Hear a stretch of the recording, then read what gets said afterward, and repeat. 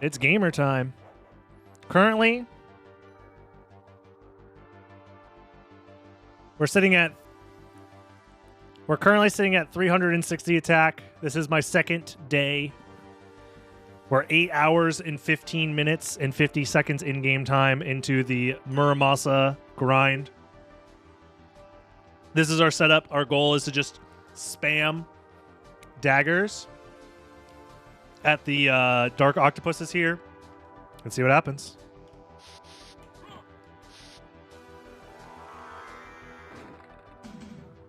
Come on, move up there. Time to go back to the old grind. Blood grind. Also, the Muramasa, the hitbox has gotten way bigger. Like, it's massive.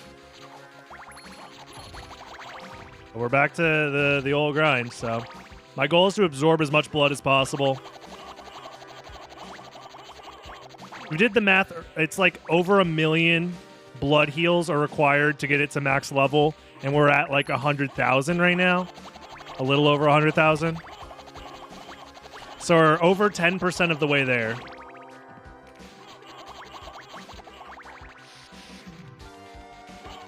The blood cloak allows me to refill hearts every time I take damage. I'm constantly refilling off the blood. I have the fairy out in case I die. I have 2 life apples, so I have 2 lifelines to make sure I don't actually die and lose all my progress. And I do not have a turbo controller, so I'm pressing all of these attacks manually. Will this give me carpal tunnel? Let's find out. There's only one way to find out.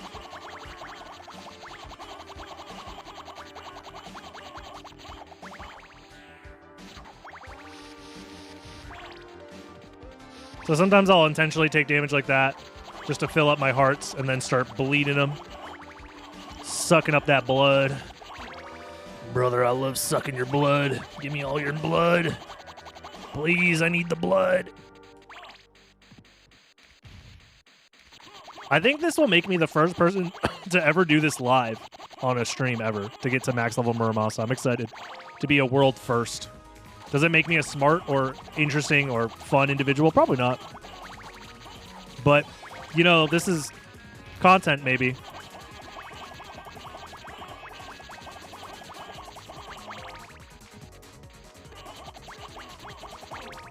Damn, this game slaps. Have you guys played Toho Luna Nights? It's a really fun game.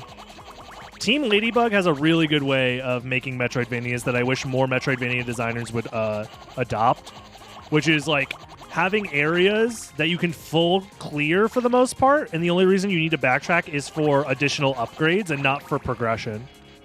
I find it to the point where like needing to backtrack for required progression feels a little shitty in modern era unless your level design is like insanely goated with the sauce, busting it down sexual style. But if not, you're in trouble to create a game that's just not fun to go through.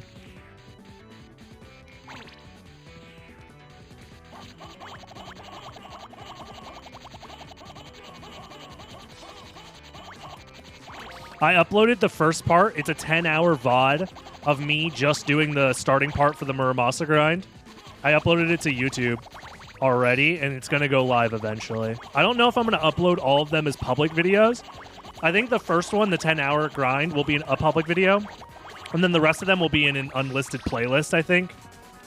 That'll be linked as part of the first video.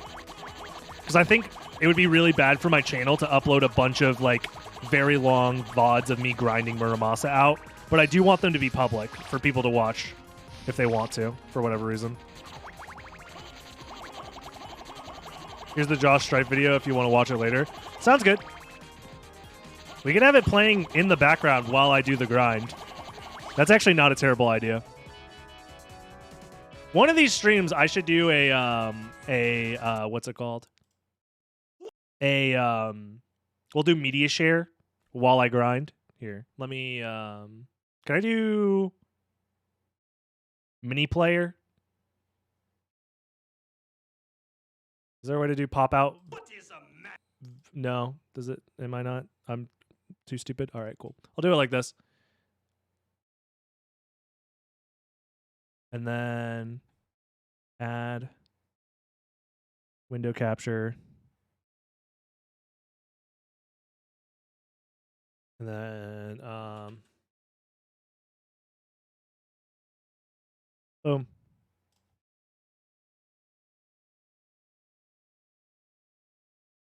I'm going to assume that this is just the correct aspect ratio.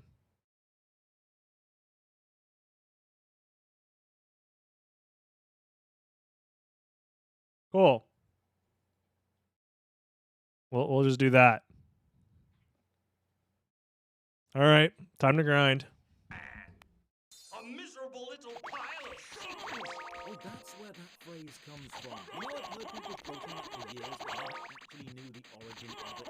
Really? Welcome, I'm Dr. and today we are replaying the classic PlayStation 1 game, Castlevania Symphony of the Night, and asking the question, was it any good? Well, I say replaying, because for me, this isn't a replay. It's a first play. Ooh, Because first I've never play. played this. I know, I'm ashamed of me too. I had a PlayStation 1, I just never had this game. And That's fair. It's always included in top 10 PlayStation 1 games list, but I never found the time as a kid. So after spending the last 2 days finishing the entire game, and I do mean the entire game, including the inverted castle, Poggers. side-scrolling RPG action-adventure game. In this video, I'm going to talk Is it a little about quiet, actually? elements I feel like it's a little quiet for you guys. I'll fix that right now. All right. How's this? that make up the game, and then take you on a journey of my complete All play. right. Let's start over. What is a man?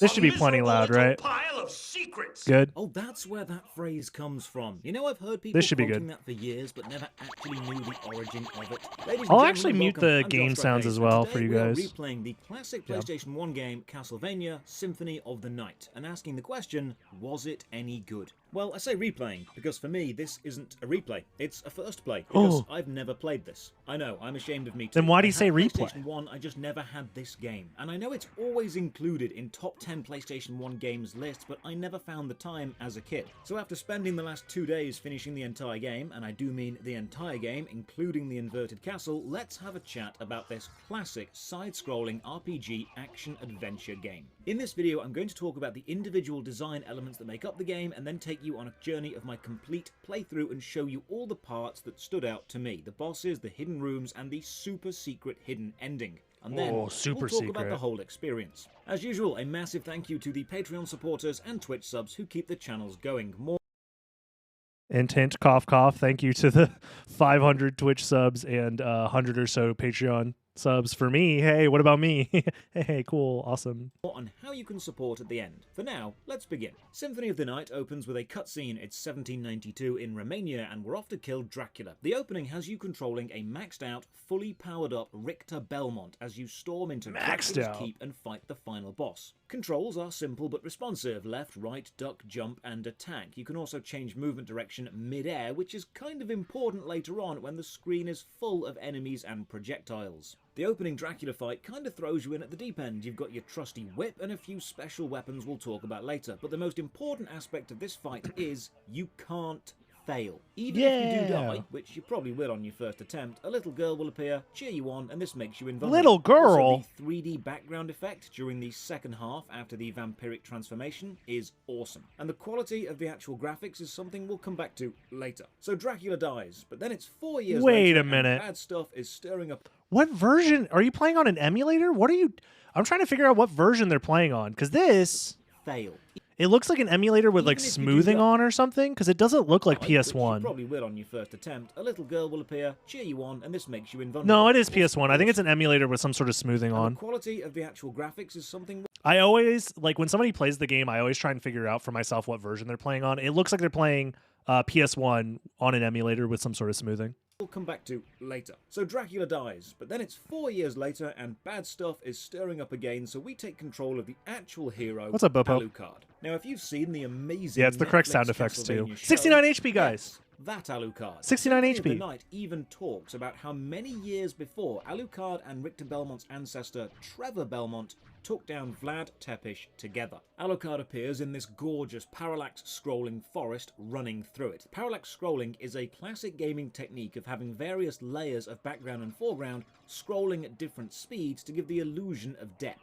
And this game uses it so well. Just like the Richter start, we begin with maxed equipment. Alucard is here to destroy the castle to prevent Dracula being resurrected, and the opening level has you one-hitting high-level enemies and just blitzing through the beautiful ground. I wouldn't call them walls. high-level Eventually, you enemies, meet but Death, whatever. Who asks you to stop trying to destroy the castle and says even though he can't Maybe make video you encoding. stop supporting humans, he'd like you to It could be the stop trying capture to card if they're destroy playing on him. console And as you well. say, nah, still gonna do it. So he takes away all of your awesome equipment and leaves you weak and feeble, and now the game begins. Your only real goal is to reach the top of the castle, the same room Richter fought Dracula in, and destroy the castle. Now how you get up there is up to you. My only real experience of Castlevania Symphony of the Night comes from this very quick soundbite from YouTuber Zero Punctuation. In his video talking about Dark Souls, he mentions that How many times are we going to watch a Symphony of the Night video where they're going to compare it to Dark Souls? in Dark Souls, a game I love, you are free to explore and there are multiple routes to success similar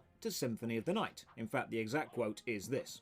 And then it hit me. That's Symphony of the Night thinking. And I love Symphony of the Night. So I was approaching this as a massive Dark Souls fan and looking for similarities, and it did not disappoint me. Early on, an enemy drops a weapon, a short sword, which I equipped because this game is a light RPG. And then later, another weapon, a two-handed sword, which I equipped and discovered this made me dodge slower. Okay, I think I'm seeing it. Castle covered. That's not even true. Me dodge slower. No. Your backdash isn't affected by your weapon like at all outside of shield dashing. So they must have I think that's crazy. They are so into Dark Souls. Yeah, he must mean that the attack animation is slower, right? Because they must be so into Dark Souls that they like incepted the idea of a slower dodge into their own brain because of different like that's some Dark Souls thinking right there. That they like incepted that idea. Yes, different weapons have different swing animations, but I feel like that's like a common like video game thing to say. I don't know. That's weird. That's a little strange, but I mean, whatever. Okay, I think I'm seeing it. Castlevania is an action RPG which focuses more on the action. The RPG elements are more for mechanical game progression and not necessarily about character strength. You've got loads of weapons, armor, shields, spells, rings and amulets, and while most do boost your attack or defense in some way, the game is much more about skill than stats. Killing enemies also levels you up, and level ups increase your health and damage, but again, the stat boosts are there to support your skill, not carry you through. This is an action skill-based game with light RPG elements. So let's talk about death, because you will die a lot, and when you do, oh the blood, Symphony of Night is happy to take what few pixels it does have and spray them just everywhere. Death is a spectacle, and when you die, yeah, it's lots of game blood. over. I hope you're saved, because we are back in— Yo, Retro Runner, thanks for the raid. If you're curious as to like what the hell is going on, I am currently, because we reached a previous sub goal, I am doing a 100-hour grind playthrough of Symphony of the Night, where my goal is to get this weapon, the Muramasa, to max damage. It currently has 364 damage out of 999. And by doing so, the only way to level it up is to absorb blood. Since this is going to take 100 hours, I figured we'd watch a video talking about Symphony of the Night in the background.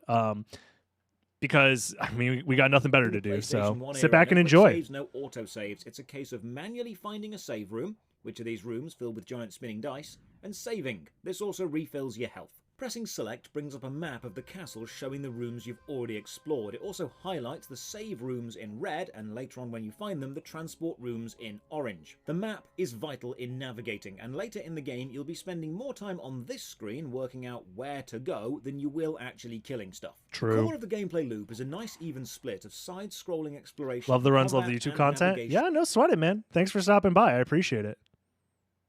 And thank you for the raid. How was stream? Hopefully it went well.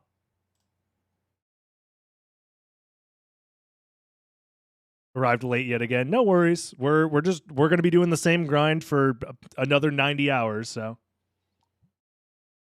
We got about 10 hours of grinding in last time we did this last stream. So we still have like 90 hours left to go. So we got plenty of this to go. I'm going to be doing a little bit here and there every For the stream. combat, there's a wealth of enemies to take down, with each of them having different attack patterns and styles. Some rush you, some dodge back, most throw things at you, and you'll quickly learn that avoiding being hit is far better long-term than trying to tank damage, because you can get stun-locked. One enemy hits you into another. You have a very brief invulnerability period, and then another hit into another enemy, and before you know it, your health is gone. While fighting, you've got whatever weapon you want to equip, and whatever Chain was good, Ninja got in D-Rust, nice. Another weapon, a two-handed weapon, or a shield. Shields block most projectiles, but won't protect you from enemy magic or melee attacks. Each weapon has a different range, attack animation time, cooldown time, and elemental effect, so it's a case of not only finding one good against any given enemy or boss, but also a weapon you like the playstyle of. Huge two-handed swords have great range and do good damage, but they swing slowly and lock you in place while attacking. Shorter weapons swing faster and have a shorter animation and a shorter range, but they do less damage. It's about finding a weapon you enjoy, what works for you. Well, until you find the combat knife, which is absolutely utterly bonkers and broken because it swings as fast as you can press the button and has no animation lock. The balancing in this game is sometimes questionable. Oh, speaking of broken... Well, combat knife locks you into the long slash unless you hold up an attack with it. So there's a couple of small inaccuracies that I'm nerding out over because I've spent thousands of hours in this video game. But so far, this analysis is really, really good. I'm enjoying it a lot so far. Let's look at special attacks. As an adventurer, you either kill enemies or snuff out the flickering flames that fill every corridor, and you can pick up hearts. Now, hearts are not your health. They are your special attack ammunition. Your current special weapon is shown in the little circle by your health, and sometimes enemies, bosses, or snuffed out flames will drop special weapons. If you pick a new one up, bosses don't really drop them, but okay. There are multiple special weapons, and you'll use them all throughout your playthrough, and some are better than others. To use them, just hold up and press attack. You've got the axe, which arcs through the air, the holy water, which burns on the ground, the diamond ball, which bounces around and is mostly useless, or the completely unbalanced sword, which you can throw as fast as you can press attack, with no cooldown. Special weapons can help trivialize tough boss fights or hit enemies just out of reach. Seriously, what special weapon you have will decide how easy or difficult a boss fight is going to be. Now, if you're not meleeing something or cheesing it with a special attack, you might be using a spell. Symphony of the Night is interesting because you can finish the entire game and never even find a spell. I found one in my whole playthrough. Dark Metamorphosis. Using a spell needs you to input of course you found Dark game-style Metamorphosis. Sequence of button presses to activate, use up some of your mana, and then it does whatever it needs to.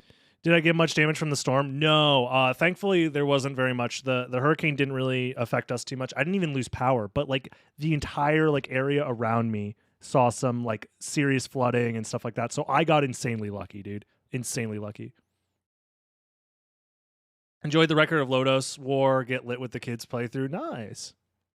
Have I checked out the speedrun? Yeah, I've seen speedruns of it, and maybe someday I'll learn some speedrunning tech for it because I want to replay it soon. I have a plan to replay a bunch of Metroidvanias as well as like play through a bunch of Metroidvanias for the first time. I want to start making a collection of YouTube videos similar to Iron Pineapple, if you know who they are. They make Souls-like Steam game recommendations / reviews. They're very short. It's like they'll go over like 5 different Souls-like games in like one video. I want to do that, but for Metroidvanias, and I've been meaning to do this for a very long time. But it requires me to just sit down and play them. And I figured we could just find one day, maybe 2 days a week, where we sit down and just play through a bunch of Metroidvanias. I don't even think I need to finish them necessarily, but get like a decent idea for the game. Just enough to make a video on them. And if I really like the game, I will finish it. But if it's something where it like starts to drag and I'm not enjoying it, I'll just make that part of the video. Where part of my review is like, yeah, you know, like the game started off really strong, but then it started to drag. And then at that point, I kind of like lost interest and stopped playing. And I'll make that part of the review process. Yeah. I mean, they kind of go over Metroidvanias in their games because Metroidvania and Souls-like have a decent amount of crossover, but I figured it's a decent enough idea that it's worth doing. But yeah, put this back on. Have I ever speedran any of the terrible 3D Castlevania games? No, but I have played almost all of the 3D Castlevania games to various levels of enjoyment. to do. This one steals enemy health and adds it to my own, but only if I spill blood. Specifically, blood. So I need to kill a living enemy, not an undead, and use a slashing weapon to make them bleed. I like the limitation on that because it would otherwise be very exploitable. As you fight, you'll also find relics. They are static boosts or helpful effects that can be turned on or off in the relic menu. Now, relics can increase your stats, boost your jump, summon familiars to help you. Basically, finding a relic makes you stronger, but you don't need to use it. Along with combat, you've also got to solve the problem of actually navigating the castle, and this is where the RPG, or the more linear adventure line, creeps in. At the start of the game, you can't jump very high, you can't double jump, you can't turn into mist to pass through barriers, and you can't assume your vampiric bat form to fly around. But you will unlock all of these as you adventure, and with each unlock, you'll be able to access more of the castle. Early on, you will pass a ledge you can't quite reach, or a jump I'm sure someone made a Dark Souls Metroidvania. Note. Just one? Brother, there's a million Dark Souls Metroidvanias that exist. There's like Salt and Sanctuary, there's Blasphemous, there's like 14 of the different like Adult Swim games. Do you remember when Adult Swim was making their own, they had their own publishing company? Like 10 of those games were Metroidvanias inspired by Dark Souls. I swear to God. Hollow Knight is another one. Like there's a million Soulsvania-esque games out there. Honestly, I think the market is oversaturated with those type of games, and I would prefer games to be closer to like Symphony of the Night and Super Metroid design philosophies, like pre-Dark Souls design philosophies, personally. I'm tired of dying and losing a resource that I use to level up. If I had $1 for every Metroidvania that I played where I died and lost a resource that was required to level up, I'd have like $14. Come back here later when I can jump higher. You've also got buttons, switches, and elevators accessed from various places that open gates, activate or deactivate ground spikes, or open up shortcuts you'll need later, along with teleporter rooms all linked together. And once you unlock a teleporter room, you can move around the castle faster. Exploration is rewarded. If you've not been somewhere, you're half hoping it's the rest of the game and half hoping it's a save room because you've... That is something that most Metroidvanias do a shit job of doing, and I cannot believe it because it is like a core tenet of Metroidvania, in my opinion, which is you need to reward the player for exploring your game. Otherwise, they're gonna stop playing because the main content of your game is exploring the world that you made for them. Like, goddamn.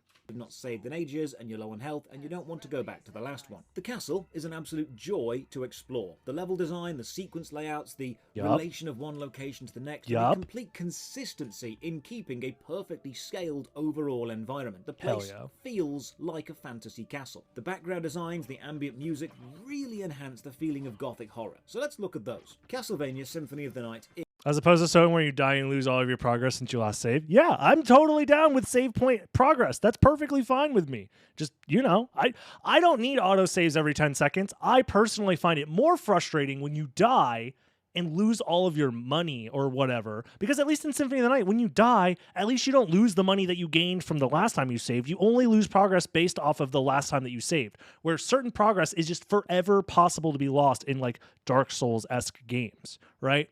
I've been building up a stash of souls, right? And at any moment, even though I've been to multiple bonfires and I've saved the game, I could still lose all of those souls at any given time. Whereas in Symphony of the Night, you only lose as much progress as compared to the last time that you saved. So that's my argument. Gorgeous. It looks stunning. I've always been a big advocate for defined graphical style over photorealism, and this game drips with style. Bro, this game could not do photorealism back in the day. Is mesmerizing. The flowing cape, the buttery smooth movement of his arms while running, the trailing of the cape in jumps, even the ghostly flickers of previous Alucards following him once you're at full health are visual delights. The backgrounds are detailed and elaborate, from hanging tapestries showing fantastical events to opulent hallways to dank, dark caverns. The enemy design is intricate and in some cases beautifully vile. Castlevania actually highlights one of my biggest issues with modern pixel art games. When someone says they're making a pixel art game today, they often mean they're making a minimalist game using pixels, or they're going to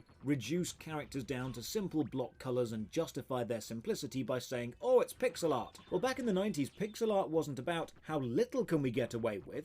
It was about this. How much excessive detail can we add while limited by the pixel count? The boss fights, the moving parts, the explosions, the background effects, they are gorgeous. There's even sections using certain 3D rendered backgrounds, like the stairs at the start with a 3D clock tower in the background, or this bit where you push through a spinning bookcase to find a hidden room and the bookcase is rendered as if it were 3D. But these moments are used so infrequently, they remain special. This is why having a defined style matters more than just high definition graphics, because style ages gracefully. Yep. If you told me this game was made last week by a big budget team, I'd believe you, because it's beautiful. And now onto the music, and here's where I'm going to anger some of the hardcore Symphony of the Night Oh, fans. no. Sometimes the music is perfect. It fits, it works, it resonates with the location and the general ambience. Sometimes you're in a grand castle and it sounds like a grand castle, and the enemies' screams echo and their deaths resonate throughout the grand castle, and it flows, and sometimes it does not. What? I think the moment I sat back and started asking, wait, what? Was during the underground mine section, when we go from What? gothic high art violins and pipes to funky jazz. Hell Just yeah. listen. Tell me if you think this music, as good as it is, Hell yeah. fits with the ambience they were going for. Fuck yeah, it does. Ooh. It's a fucking banger, bro. What are you complaining about? Shit slaps. No way he's gonna diss Wandering Ghost, bro. I'm telling you, this is the best song in the game.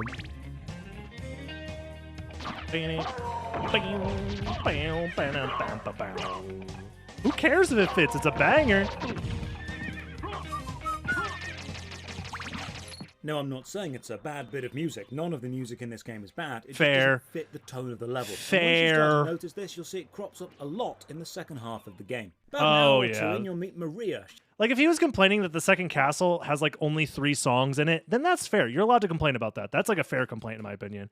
But, like, yeah, okay. Wandering Ghost doesn't fit a Colosseum vibe. However, this is also the 90s, right? Like, video game soundtracks in the 90s, especially Castlevania songs, they were designed with this, like, jazz, like, what's the word I'm thinking of? Influence in mind, right?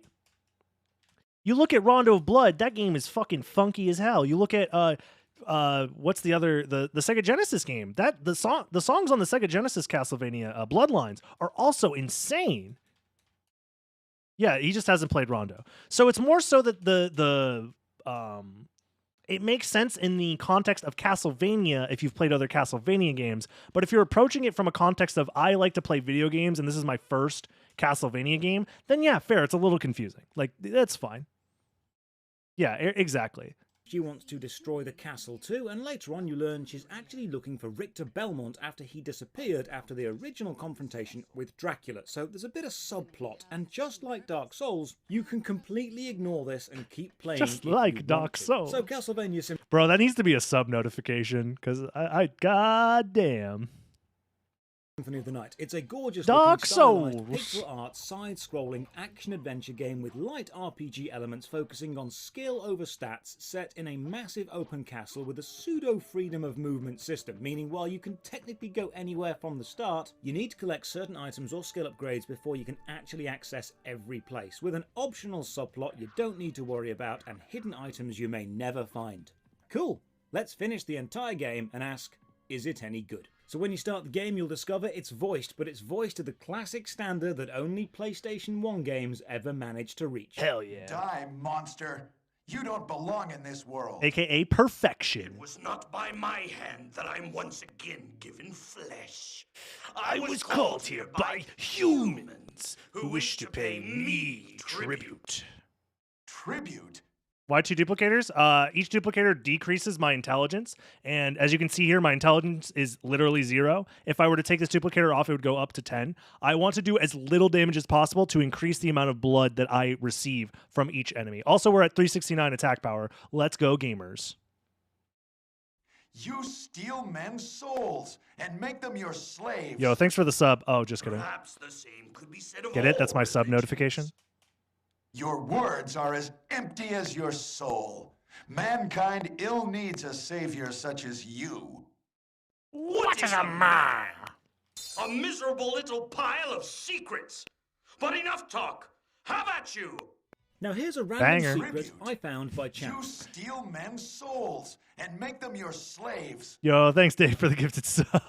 I was jumping around as Richter and Nice I knocked timing. this brick off, which opened a button. So I hit the button and that made some steps happen, and okay, Symphony of the Night is just full of secrets. Yep. There are so many hidden rooms. Yep. I'm going to see how many I can find. Alright, we kill Dracula and we start as Alucard. Fight my way through and Bro, there's so many secrets. I've been playing this game for well over a decade, and I still find new secrets, you know? At least they're secret to me. Like, they're new to me. I'm sure other people knew about them. But, like, I've been playing this game and speedrunning it for almost a decade, and, like, god damn, there's still so much stuff to discover. This game is just infinite in its, like, scope sometimes. At least that's the way it feels.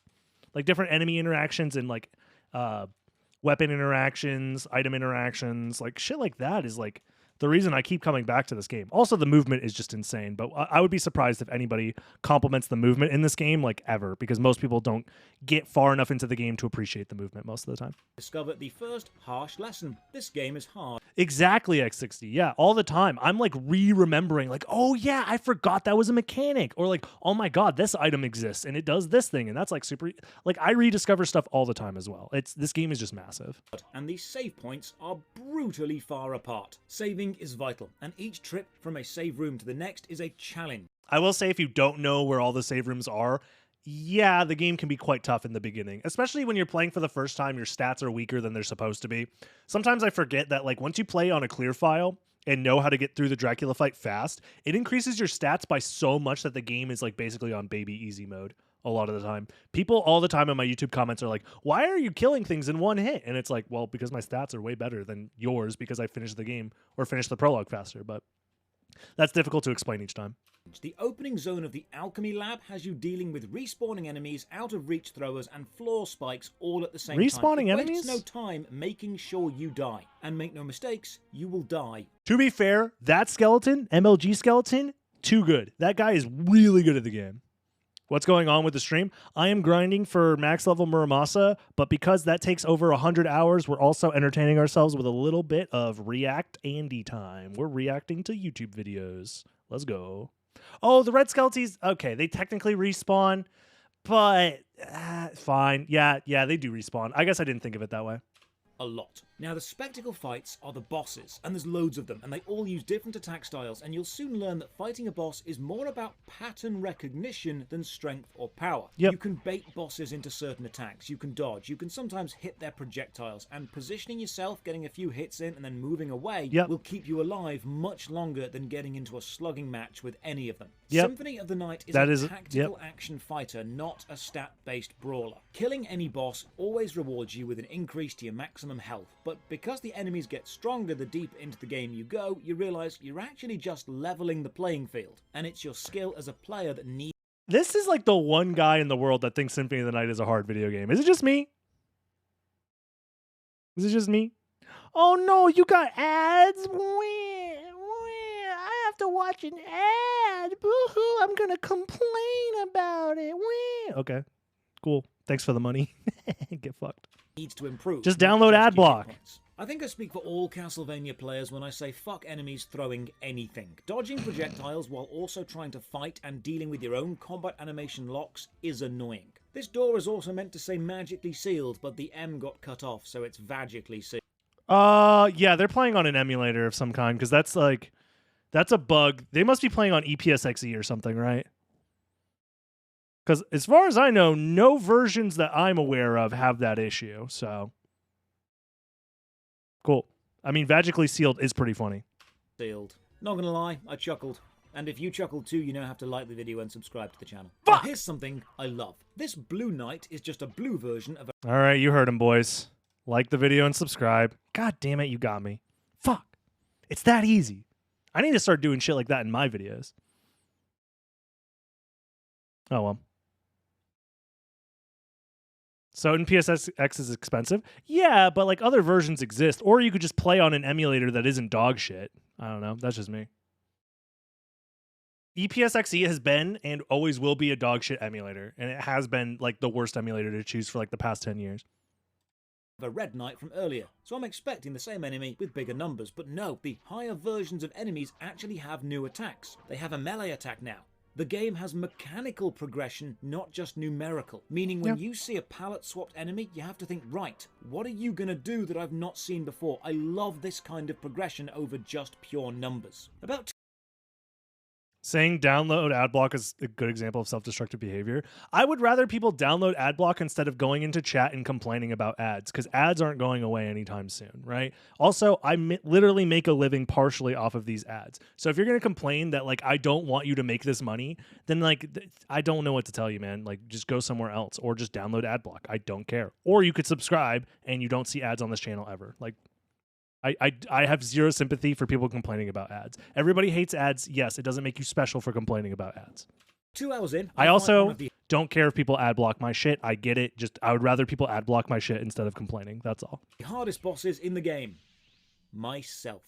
If you had this game as a kid, how did this fight make you feel? Because Made me it's feel one like of a the dumbass. first bosses you bump into, and as an adult, I hate this enemy. You fight you, and you get shown how bad you are at the game when you get killed by you using all the skills you have but aren't using as well. I died Except for wing smashing. so many times. And how did I eventually win? The same way that I'm going to win almost all the boss fights. Mechanical exploitation. Hell when you yeah. jump and move backwards, they jump and follow you, and you can Dude, he learned the AI manip in his first playthrough. Let's go. turn and hit them in the air, and you can repeat this absolute cheese for about 5 minutes and finally win. A bit later in, you find the Soul of Wolf, one of several soul objects you can use to turn into different forms to pass puzzles, but honestly, the Soul of Wolf is pretty much useless. I've also been collecting a load of money while Soul of Wolf is pretty much useless. On your first playthrough, maybe, yeah. Yeah, that's fair. I feel like on my first playthrough, I thought the wolf was pretty useless too. Like, I understand coming to that conclusion, but it's just funny from like a future perspective, realizing that the wolf is so incredibly useful overall. It just takes time. It takes experimentation. It takes stuff like that. What are we watching? We are currently watching Was It Good? Castlevania Symphony of the Night by Josh Strife Plays, who tricked me into liking the video and subscribing, which if you've made it this far in the video on YouTube, you should also like the video and subscribe. Whoa! Got him.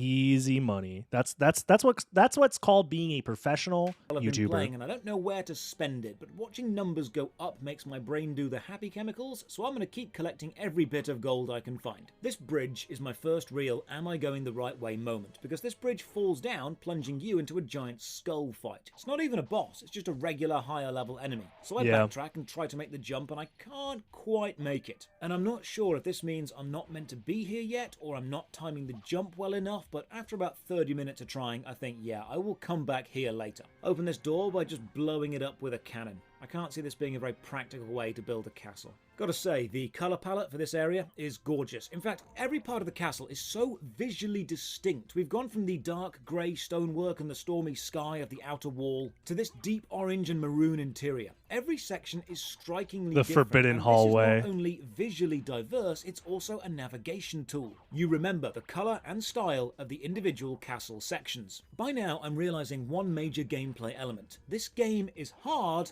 but fair. And that's where the Dark Souls comparison is strongest. Okay. In video games, I see two types of player deaths. Deaths I call fair deaths, and deaths I call some bullshit deaths. Fair deaths are caused by factors you are aware of or in control of, and you die because you made a mistake. You jump into a projectile already on screen. You get greedy with attacks and you don't dodge in time. You walk into an enemy group unprepared. Or you don't use your items in situations that really need them. Fair deaths are on you. On the other hand, some bullshit deaths are where you die to some bullshit. Like an enemy throwing a projectile from off-screen, or enemies not respecting their own attack cooldowns, or random unavoidable insta-kill traps, or unblockable damage. The vast majority of Symphony of the Night is indeed very hard, but it's also very fair. Your success or failure is your responsibility, and this will remain true right up until the final fight. Run into my first linear adventure related.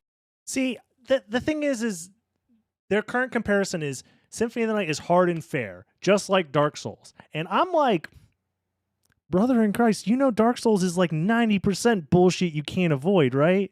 Like, Maybe not 90%, but it's like a good 50-50, right? Dark Souls definitely has the haha, I just killed you, lol, get owned. You should have known that there was a trap on the floor, or you should have known that this was a mimic chest. You know what I'm saying? Like, come on now. Like, Dark Souls definitely has way more bullshit deaths than Symphony of the Night. Blocked path. This grate telling me mist could pass. Right, gotta go and find some mist form magic somewhere. These curse balls are irritating as hell to kill. They fly around and getting hit curses you, which removes the ability to use weapons or items apart from the uncurse. Thankfully, the flames can be snuffed out to drop uncurse. Whatever happened to the game does multiplayer take a Castlevania game? So Castlevania Harmony of Despair still exists. And there still is like a dedicated team or group of people that will still play the game to this day, but it's obviously like not a game that is like played very often anymore, and it doesn't have any dev support, and the online's pretty bad. But I love that game. It's really, really fun. Dark Souls actually has a low level overall of bullshit traps, but almost all of the bullshit is in one place. It's more so that like the bullshit is very impactful in Dark Souls. It's like when you interact with a bullshit mechanic in Dark Souls, it will kill you and it will ruin your gameplay experience, right? If you get cursed in Dark Souls, your game save is most likely ruined unless you are prepared to deal with curse, right? There is some dumb bullshit that is like 10 out of 10 bullshit, right? But it's like not everything is 10 out of 10 bullshit. It's just that when you see a 10 out of 10 bullshit moment in Dark Souls, it really, really hurts. That's usually my estimation of that. But yeah. But I will say most of Dark Souls is pretty fair. It's mostly like a combination of people being greedy, trying to attack more often than they should, or not respecting like hordes of enemies. Stuff like that. I feel like all the bullshit was fixed in DS3. Dark Souls 3 has plenty of bullshit. It is called unseeable like attack patterns from bosses. That's usually the bullshit. And certain boss fights are bullshit, but general gameplay and like maneuvering through the world is not nearly as bullshit. But yeah, I would say it's a lot less bullshit in Dark Souls 3, but there's still bullshit. But Dark Souls is like without bullshit, it's like boneless. You know what I'm saying? Like a Dark Souls game without bullshit, it just doesn't feel right. You know what I'm saying? If I don't walk into a room and get ganked by 10 enemies and also a giant log comes over and just squishes me in the middle, like then I'm not playing a Dark Souls game. These book enemies are awesome. They are 2.5D, sliding out of the bookshelf background and attacking you. That is such a cool effect. Finally, I meet this guy, the library. Yeah, Dark Souls is a comedy game and the bullshit is the joke. Dude, if I had $1 for every time I literally like laughed out loud while playing Elden Ring, like just laughed out loud at the absurdity of the shit that was happening to me, dying in the most bullshit ways, it's funny. It's so funny. Like if you look at Dark Souls games as a game about comedy and laughing at misery, it's so funny. It's so funny. Keeper. He is the game's shop and he lets me spend gold and buy items, weapons and armor. I pick up a castle map, which is super helpful, but by no means actually a complete map.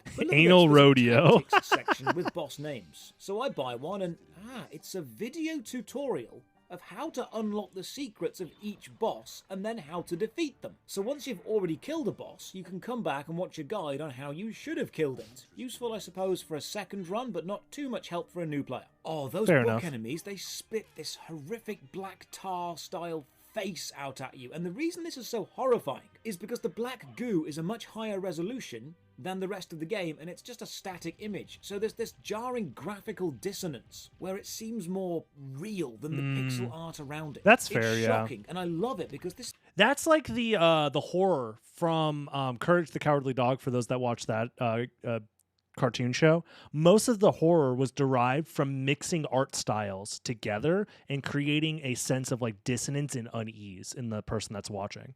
So I guess that makes sense that actually does add to the uncanniness and the horror element of this game.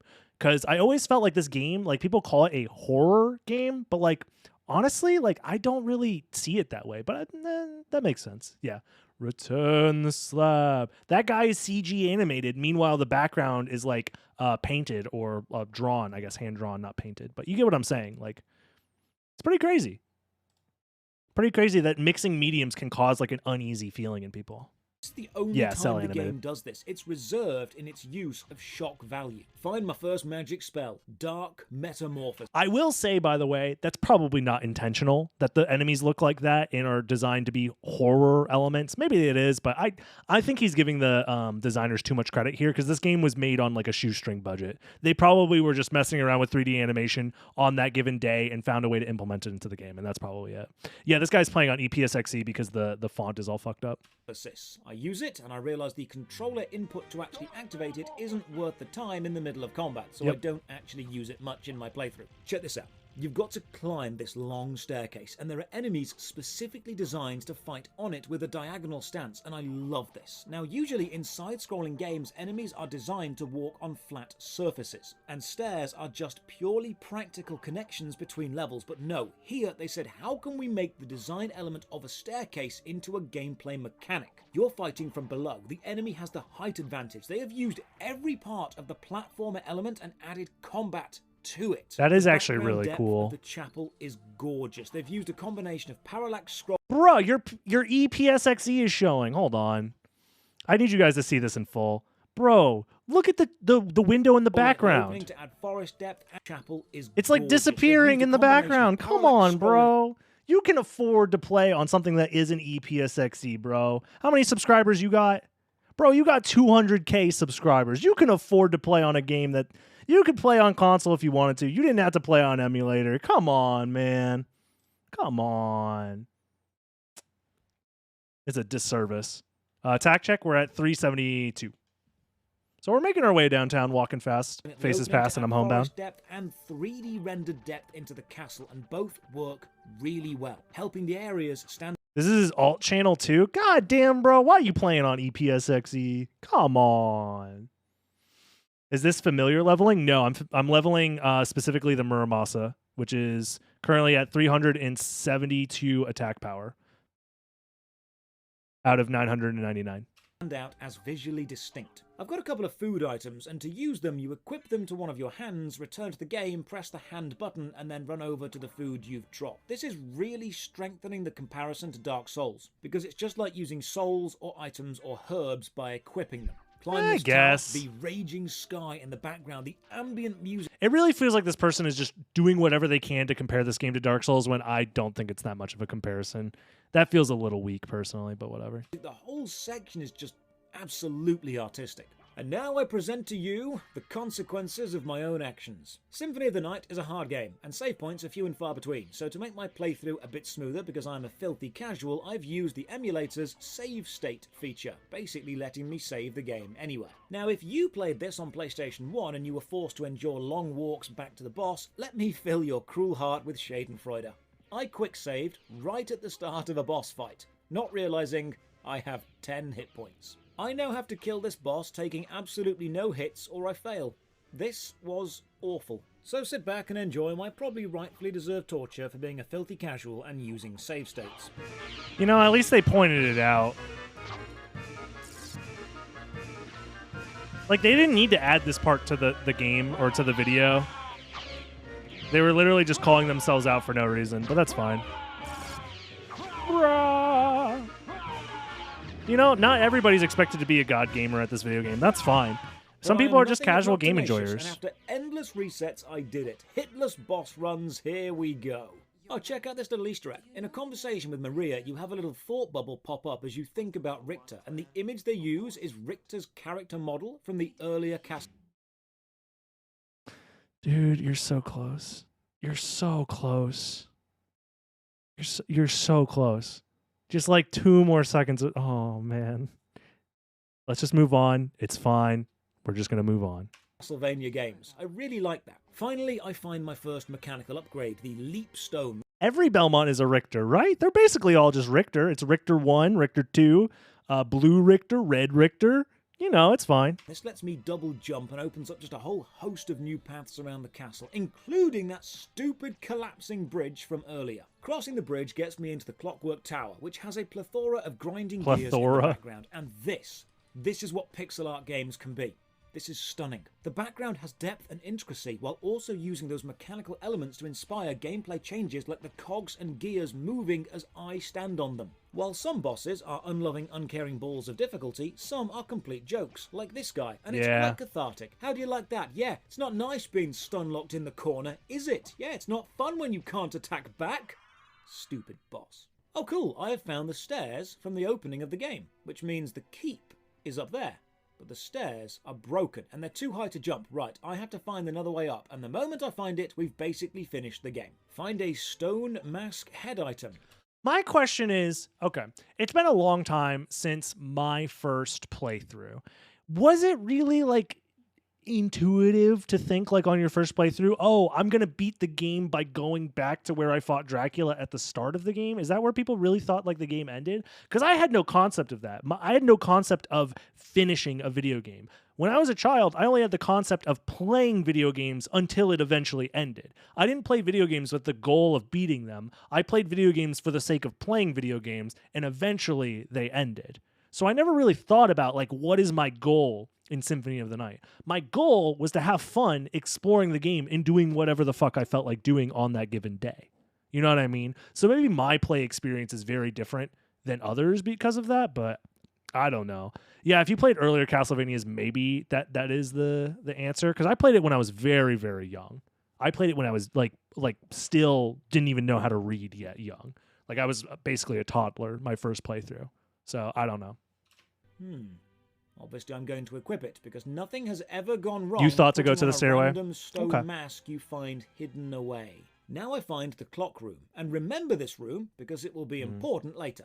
And you have to actually wait in this room for a minute before the upper path opens to you, which is a nice use of the actual mechanic of time. And here we find a rather strange plot. See, the last video we watched, they complained about the clock statue moving, and this guy's like, yo, clock statue moves like with real time? That's crazy. So, I don't know. Yeah, that's fair. Plot twist. The Lord of the Castle is not Dracula, but instead Richter Belmont. He survived the fight, overtook the castle, and in this Colosseum pit boss, he throws his minions against us. Right, I guess we're actually fighting to kill Richter.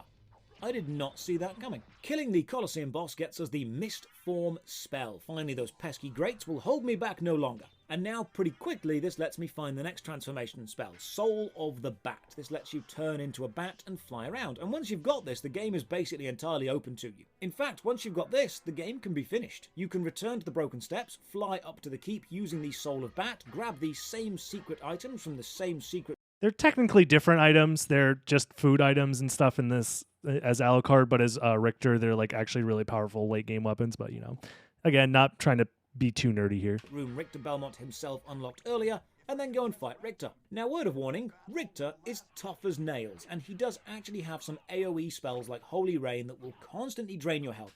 Holy Rain. He is fast, he hits like a truck, and you cannot stun lock He him. literally And says it takes me quite a few Hydrostorm, attempts come to on. figure out the trick. Just use the bat form to fly up to the top, wait for him to go to the side of the screen, drop down, hit once, and then repeat. It's not conventional, but it works. So Richter dies, and we get to enjoy some cheesy 90s CGI cutscene showing the castle being destroyed, and there's even an actual song over the ending credits. So, game over, right?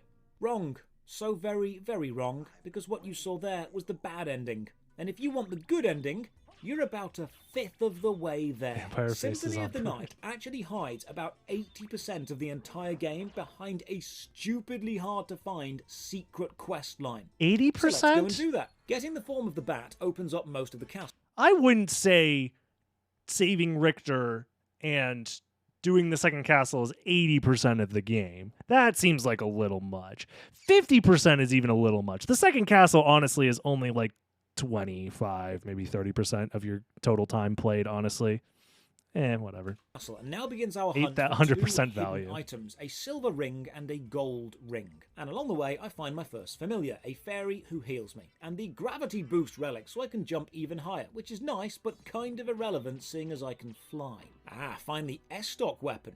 Now, if this game really is close to Dark Souls, I may have just found one of the best weapons in the game, but honestly, no. Using the S-Stock moves you forward as you attack and has a super long cooldown animation, meaning you lose a lot of control in fights. AKA, you attack it's into shit. Damage. Yep. High damage is not worth the loss of control. Now, entering this room throws you into a nightmare about Mother. Alucard's past, which again ties in really well with the Netflix anime adaptation. The writers really did do their homework. I'm you coming, see Mother. Alucard's mother, a human called Lisa, being burned at the stake, and in her dying breath, she implores Alucard to kill all Welcome, humans. Marks. Except this isn't true. Alucard remembers his mother telling him to forgive humans. She loved Dracula, and it was her love for Dracula that caused the humans to hate her. Alucard remembers his mother telling him to love and forgive humans to protect them even if they are flawed.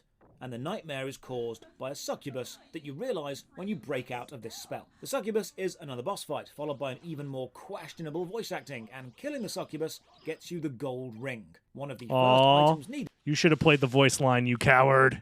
for the hidden ending. Eventually, I make it all the way to the underground. Is he worried he's going to get cave system. demonetized? Remember, this entire part of the game is hidden. You won't see this unless you actually go and actively look for it. That's and this fair. tower climb section just highlights how tight the platforming controls are. And oh, check this out. My familiar actually helps me. This is really suspicious looking. I love that. Familiars do more than heal or fight, they help with exploration. They really have combined combat, RPG, and discovery That is together funny. very well. Pushing this box to plug a leak, drown I like that voice line a lot. The fairy has really good voice acting in this game, in my opinion. The only way to endure Muramasa is to barely... yeah. You know, it's either this or we do, like, song suggestions again, or... I'm thinking about opening up a, like, a media share thing next time we do this. We'll see, whatever. I can't hear you over Peeping Eye. Yeah, true. Peeping Eye is just, like, a better version of that, but yeah. these enemies, and it makes me feel good, but I can't help but think I've probably locked myself out of a secret item or something later by doing this. No. Here's a sequence of design elements I absolutely adore, and game designers should study why this is Did you enjoy Cyberpunk Edge Runners? I don't even know what the fuck that is. Are you offering me drugs right now, Anikage? Like what? I don't know what. I've never even heard those words used in that. What? I don't. What are you? It's an anime? Oh yeah. I don't. No. I don't really watch anime. I'm sorry. Maybe someday I'll eventually become a weeb, but instead, in the meantime, I'll just do drugs instead. so good. At the start of the corridor there is a wooden bridge and you can see items below but not get to, so you want to break the bridge but you can't. Then at the end you're thrown into a very small room with an identical bridge and a barrel-throwing zombie attacks you and the barrel breaks the bridge, It's the Donkey showing Kong. you how to break the bridge. Then as you backtrack there is a new barrel-throwing zombie in this room but very far away from the bridge. So you've been shown an item you want to get to, blocked by a bridge, then shown the technique to reach the item, and now the game gives you enough to figure it out for yourself. Lure the zombie to the original bridge. That is a lovely sequence of game design events all building on the previous. Strong design. A Cerberus boss, another nicely designed little encounter, and then I find the combat knife, possibly the most overpowered weapon. It is a tiny... Why does everyone love the I mean, the combat knife is good and all, but brother in Christ, y'all ever find... Does nobody find the shield rod in their first playthrough? Gee, I guess in your first playthrough you don't find good shields to use it with most of the time, so that's fair. But you know... one-handed blade with a very short reach, but it has no cooldown to the next attack. You can just spam attacks and do insane damage. Now, the Catacombs does see... Why does everybody say that and then they immediately show footage of them literally not being able to do that? Because that's not how the combat knife works. You have to hold up for the combat knife to do multiple attacks. Look at this guy. He literally... I'm going insane. Spam attacks and do insane damage. Now, He gets locked into the slow swing animation right there. Bro, maybe I shouldn't watch content about Symphony of the Night because my inner nerd will start showing. Like, Actually, Igarashi's second game, his first game was Tokomeka Memorial dating sim Find Maria. the Catacombs does see a difficulty jump in both combat, because you've got less room to move around, and navigation puzzles. I should just shut the especially fuck up. This bit. The bat form now has a sonar ability. maybe I should make a video on it. Dude, making videos, it's too much high effort for such little reward for me. Instead, I'm just going to stick to playing video games and maybe reacting to other people's high quality videos. So, you know, being a normal Twitch streamer content creator, where you probably make more money doing it that way anyways, so... And you need to use it to navigate this pitch black room with walls covered in spikes. And you only have Yeah, it's an brief opportunity flashes cost of thing. vision. It's slow, methodical, and in true me style, I got all the way to the end, then made a mistake, and died. Through the end of this route, you do get the Spike Breaker armor, which does exactly what it says on the tin. Wearing it allows you to break spikes you Just make a video about Dark Souls and say all the same things. True. No, I'm not a big fan of video editing. I do video editing because I have to, but it's not like a passion of mine. It's not something I super like enjoy. So doing a video like this, where you spend like, where you make a video that's like 40 minutes long and it's highly edited, like that's so much. That's like dozens of hours of your time for one video. When instead I could just do a speed run and then upload it to YouTube. So I don't know. My roommate has a job. I'm not going to ask my roommate who works like 40 hours a week to also edit for me for free. If anything, I'll try and like hire an editor or something like that in the future, but hiring an editor is also expensive, and I'm honestly just barely making enough money to like afford living. So it's a work in progress. As the operation grows and my YouTube channel grows, maybe I'll be able to afford like actually hiring people. walk on, opening up even more secret parts of the castle. There are so many hidden optional areas in this game. There's even optional areas within optional areas. I don't need to go this way to unlock the hidden ending. I'm just exploring for the sake of exploring now. And thank God I did, because I found one of the coolest bosses in all of gaming, the Grand Floon. Stupid name, horrific, haunting design. It is a mass of tortured and mangled bodies. The boss is made of various sections, and hitting a section causes corpses to rain down and become zombies attacking you on the floor. And when you finally do slash your way through the outer shell, the middle is a tentacled monstrosity that blasts laser beams out at you. Hell you even yeah. need to use the form of bat to fly up, then drop down and attack while you're falling in the air. This is a super fun, super memorable boss encounter, and it's completely optional. Bump into Maria, more side plot is given, and get given a silver ring, which is the second item to unlock the hidden ending. With both the silver and gold rings found, return to the Not a horror game? Okay, like, yes, it has horror aesthetic, but it's not particularly scary, I feel like. I don't know. clock room. Yeah, if I hit 100k subs on YouTube, I'll make a comparison videos between Dark Souls and so. I'm so down. I'll do it. Told you this room will be important later. Wear both the rings and wait. The floor will open up and drop you down into the evil heart of the castle. Use the form of bat to fly around the edge and enter the inner sanctum, and you'll meet Maria again. She will explain that Richter is being controlled by an evil force and gives you the holy glasses. Wearing these lets you see illusions. So now head all the way back up, leave the caverns, return to the castle, head back to the battlements, fly back up and fight Richter again, but this time wear the holy glasses. Now, in the fight, you'll see a green orb flying around quite quickly. Ignore Richter, which is hard to do because he's even more aggressive now, and attack only the green orb. After doing enough damage, you'll discover it's an entity called Shaft, who has mind-controlled Richter from somewhere else and is using him to resurrect Dracula. Now you'll get to watch a different ending cutscene, showing you the sky ripping apart and an exact copy of the castle you're in falling out of the sky upside down, and then you will start the game again inside the inverted castle.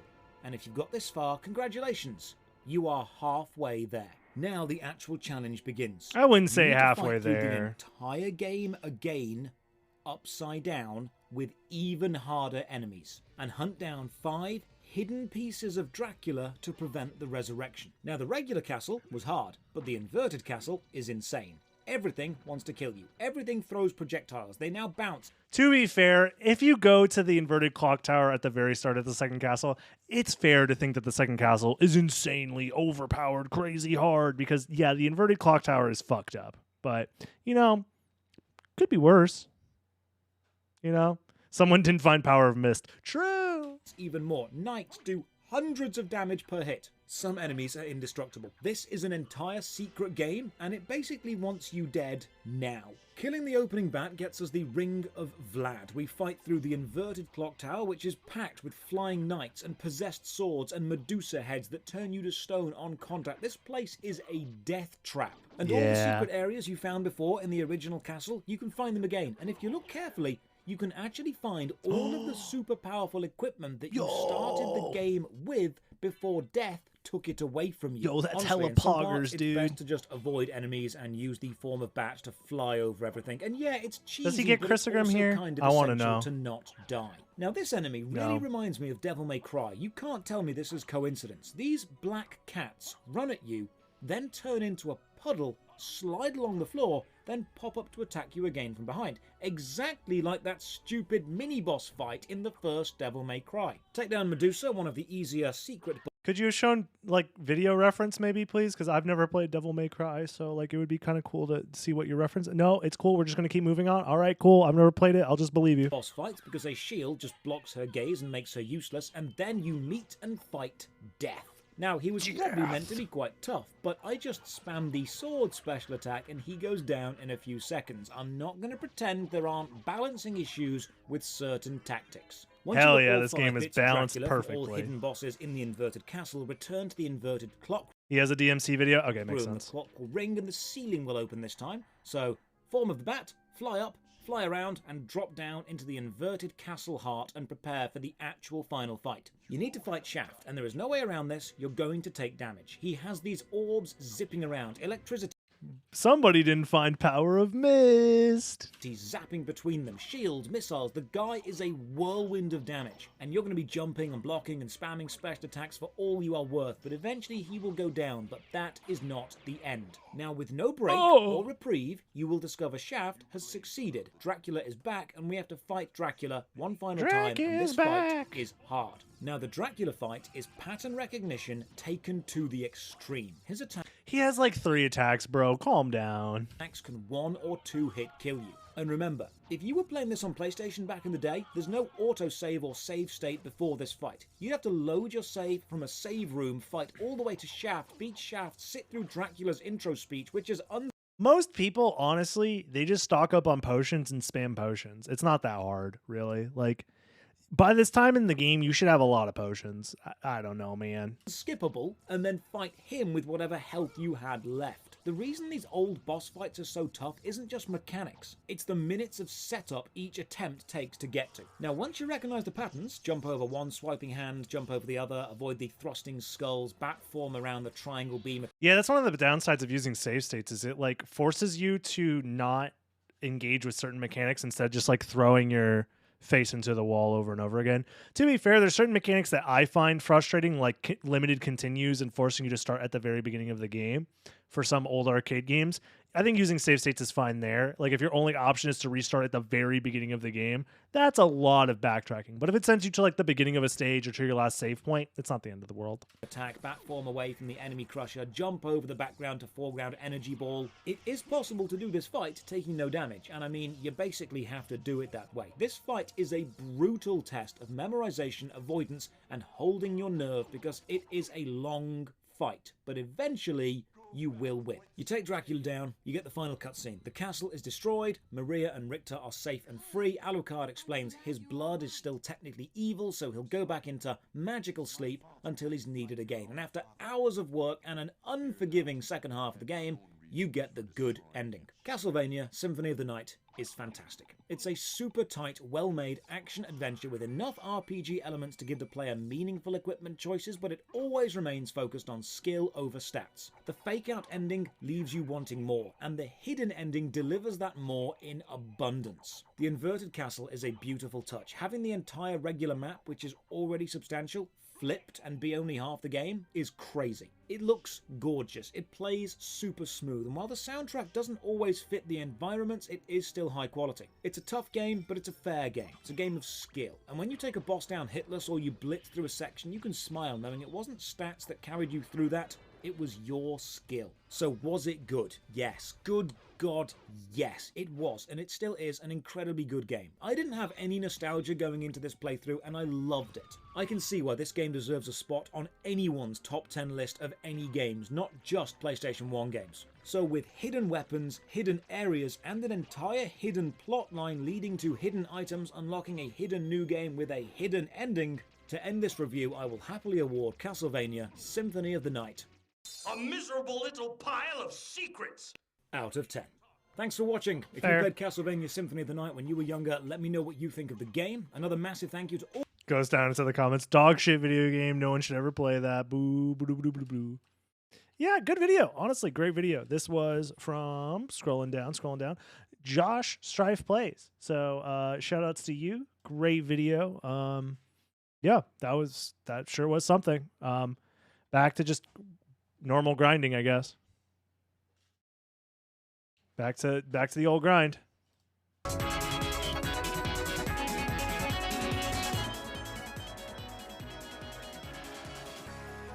Gotta go. No sweat. See you later. Yes, that's the video link if you guys want to watch it for yourself.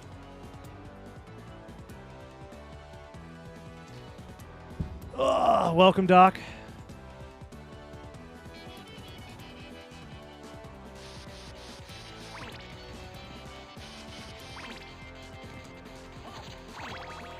Back to the grind. Summoning Salt video. You guys want to watch some Summoning Salt videos? I'm down. I actually didn't watch the Mega Man 2 one recently. You guys, I haven't had a chance to watch it yet. We can watch Mega Man 2, Summoning Salt. I'm down.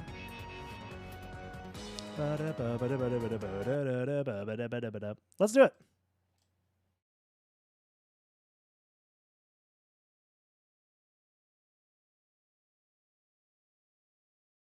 What's Summoning Salt? Oh shit.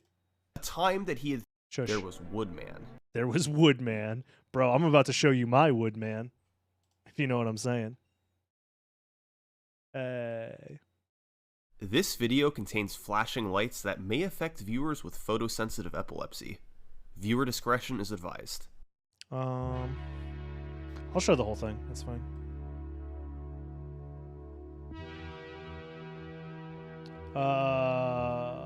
You know what I'm gonna do actually? I'm just gonna put it up here. The top left-hand corner is just gonna show my HP and my magic. That doesn't really matter. Mega Man 2's world record speedrun is one of the most prestigious on the NES. For nearly 2 decades, it's had a lively competitive scene, with world record holders polishing their skills to see who can beat it the quickest. It requires precision and finger speed that would even make Mike Tyson proud. Because to speedrun Mega Man 2 at the top level, you must break it. After all, walls are just suggestions, and ceilings are figments of our imagination. Hell yeah. This is the story. I'm glad they're showing off the zips in Mega Man 2. Mega Man 2 has some of the craziest glitches in a game that isn't super broken by glitches. It's really, really fun. Of how speedrunners broke Mega Man 2. This is the history of Mega Man 2 world records. How much damage is the sword doing right now? We're looking at 378. I also haven't saved in a while. Let me go save the game.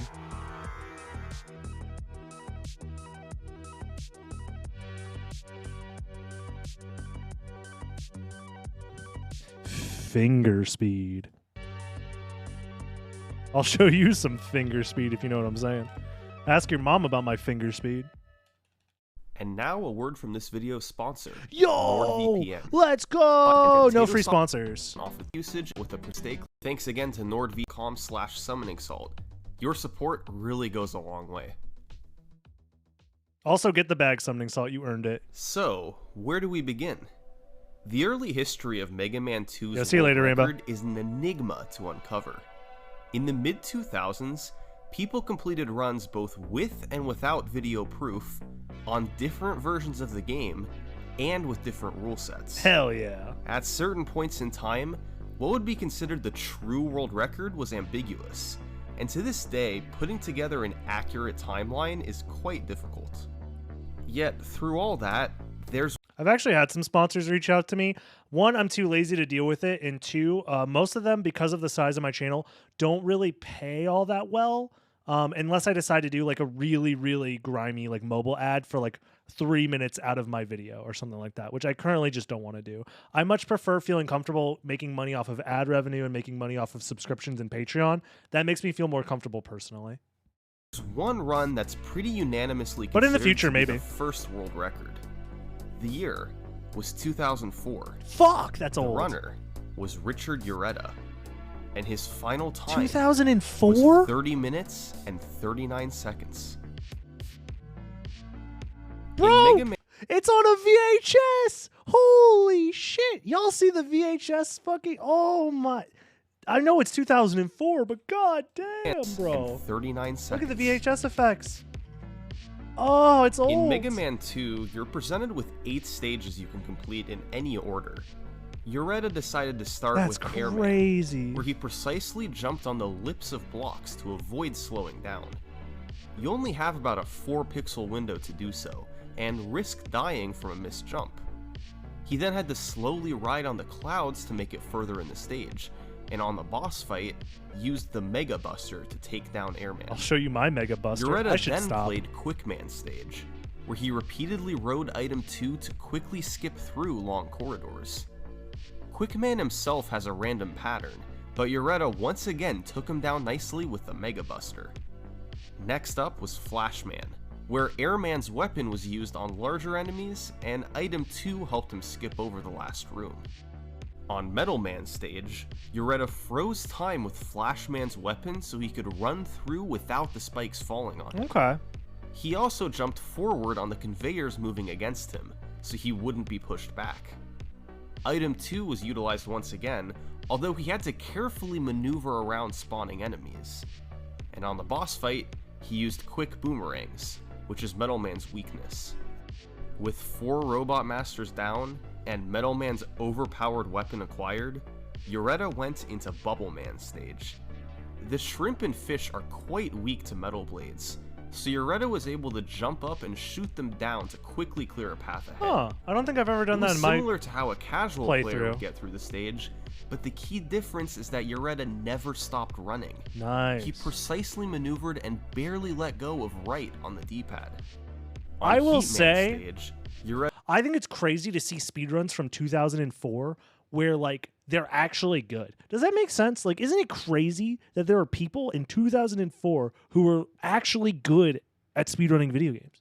That blows my fucking mind. once again jumped from column to column Because they're not doing this for YouTube views. They're not doing this for world record leaderboards. They're just doing this for themselves, man. Like, it's crazy. without slowing down.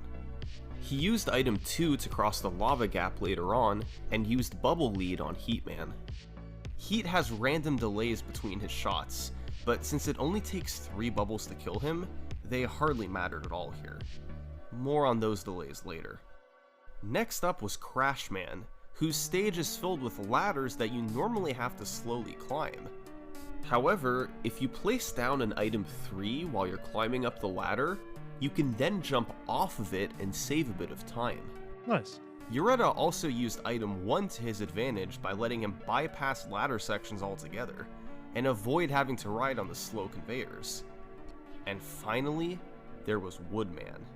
Yoretta's most notable strategy here was using Flashman's Time Stopper to prevent the dogs from spawning. No dogs? After a charged heat shot to Woodman, he had completed the 8 robot stages.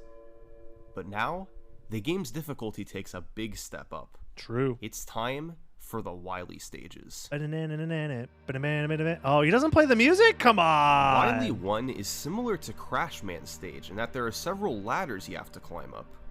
Yoretta used both item 1 and item 3 to help, then mashed Quick Boomerang at the dragon boss for a quick kill. In Wily 2, Yoretta shot the Leaf Shield to protect against projectiles in the long corridor.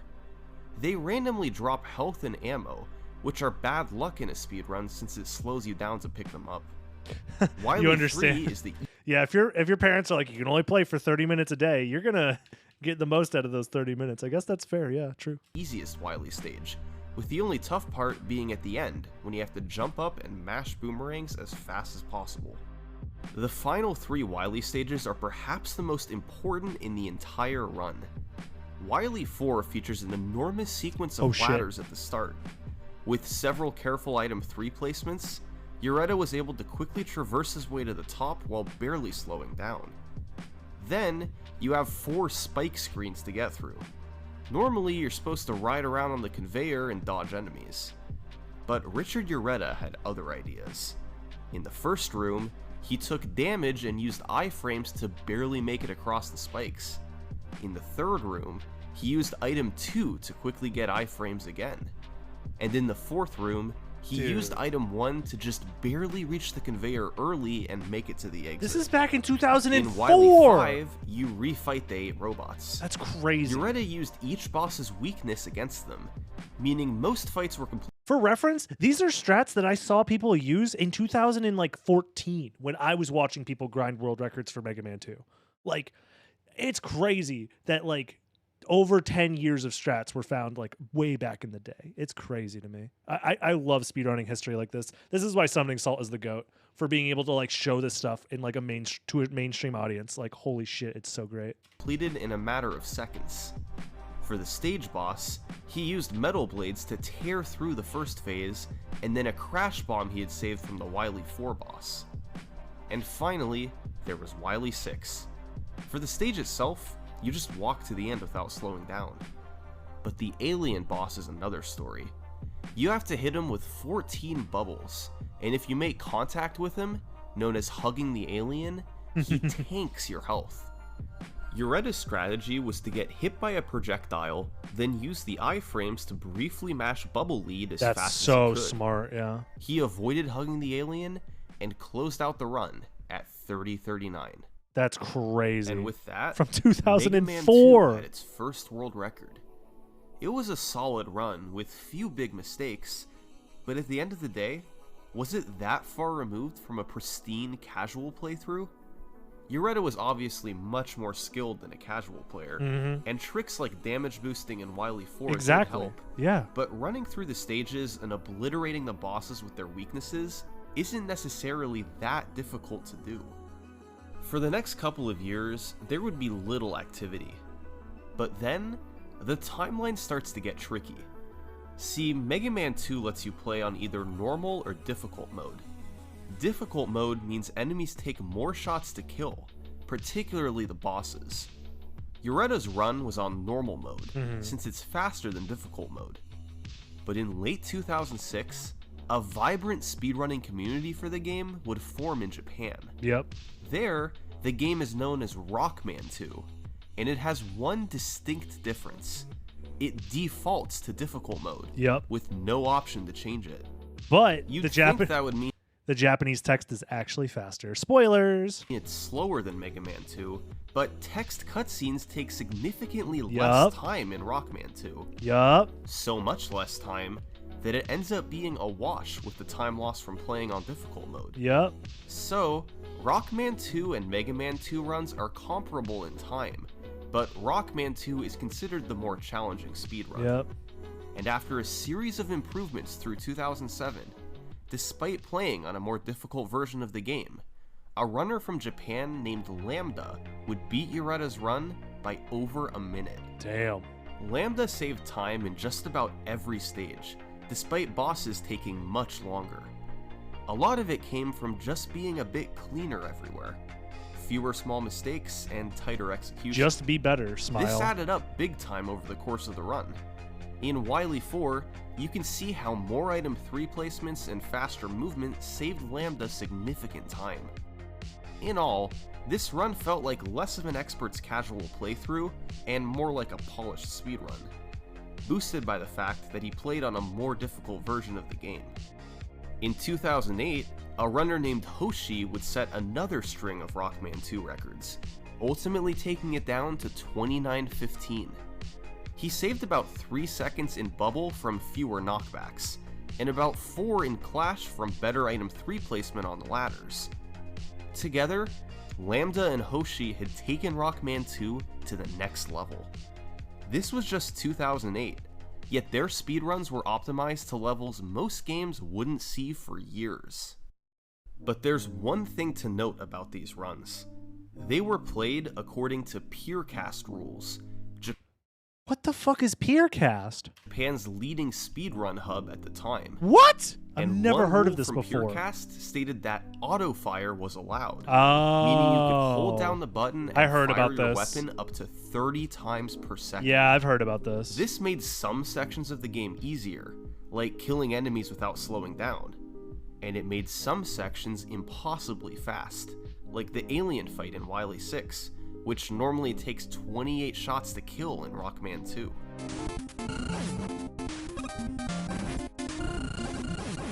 God damn. But still, their run certainly shouldn't be dismissed. It's estimated that autofire only saved them about 20 seconds. The rest of the difference came from better strategies and execution. So while it's a little tricky to say how Lambda and Hoshi's runs fit into the timeline, it's safe to say that they were by far the best executed Rockman 2 speedruns of their era. Oh yeah, the graph is goated. Now, about 2 weeks after Hoshi's 29:15, the run would once again be lowered by 10 seconds. A 29:05 on the North American version of the game, by a runner named Seth Glass. But there's something a bit different about this run. See, prior speedruns of the game were submitted to Twin Galaxies and Purecast. Let's go Twin websites Galaxies. which prohibited the use of Yo, glitches. we're level 45. Finally. Holy shit. We finally made it to level 45, and we're at 383 damage for our Muramasa. And it's only been 9 hours in game time.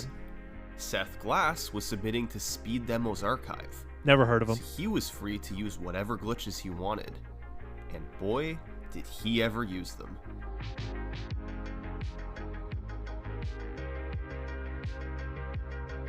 God, the music's so good. Summoning Salt, I love your music. Your musical choices are so good. These are Mega Man 2's zips. I love zips. Item 1 rises toward the top of the screen and allows you to ride it until your head hits a ceiling. However, I think 999 damage will happen before level 99. Level 99 takes much more tactical grinding to get there quickly. Meanwhile, I'm only killing one enemy per every 50 blood heals or something like that. So it's just I'm gonna get 999 damage before level 99. However, it doesn't actually check for a collision. Instead, Item 1 detects if it's below a ceiling and then disappears once it's a certain distance away. So, if you place Item 1 or Item 3 away from a ceiling, but stand on the edge so Mega Man is below one, you'll get pushed into it since Item 1 never despawns. Yeah, we're making good progress. And how does the game respond to Mega Man being in the ceiling? Well, if he Zip. faces to the left, it ejects him to the right. Zip. Ceiling glitches had been known in Mega Man 2 for many years, but a tool-assisted speedrunner named Final Fighter was the first to really explore them for their time-saving potential.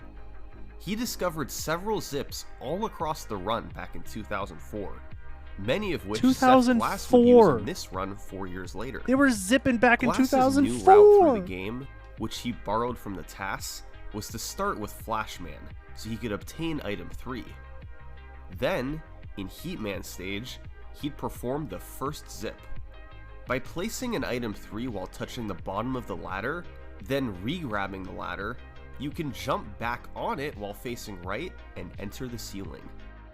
You need to face left to trigger the zip, but moving left causes Mega Man to fall out of the wall.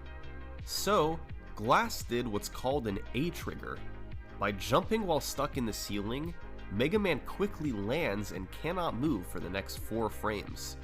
So, if you press left in that 4-frame window, Mega Man zips all the way to the right out of the wall. Seth Glass had a 15th of a second to time it, but was able to skip an enormous chunk of Heatman stage. He then played through Airman and Crashman without any zip. Imagine being able to use glitches in real life. Hell yeah. Sorry, I was just checking some text real quick. It's just my family checking in on everything after the hurricane. So that's all.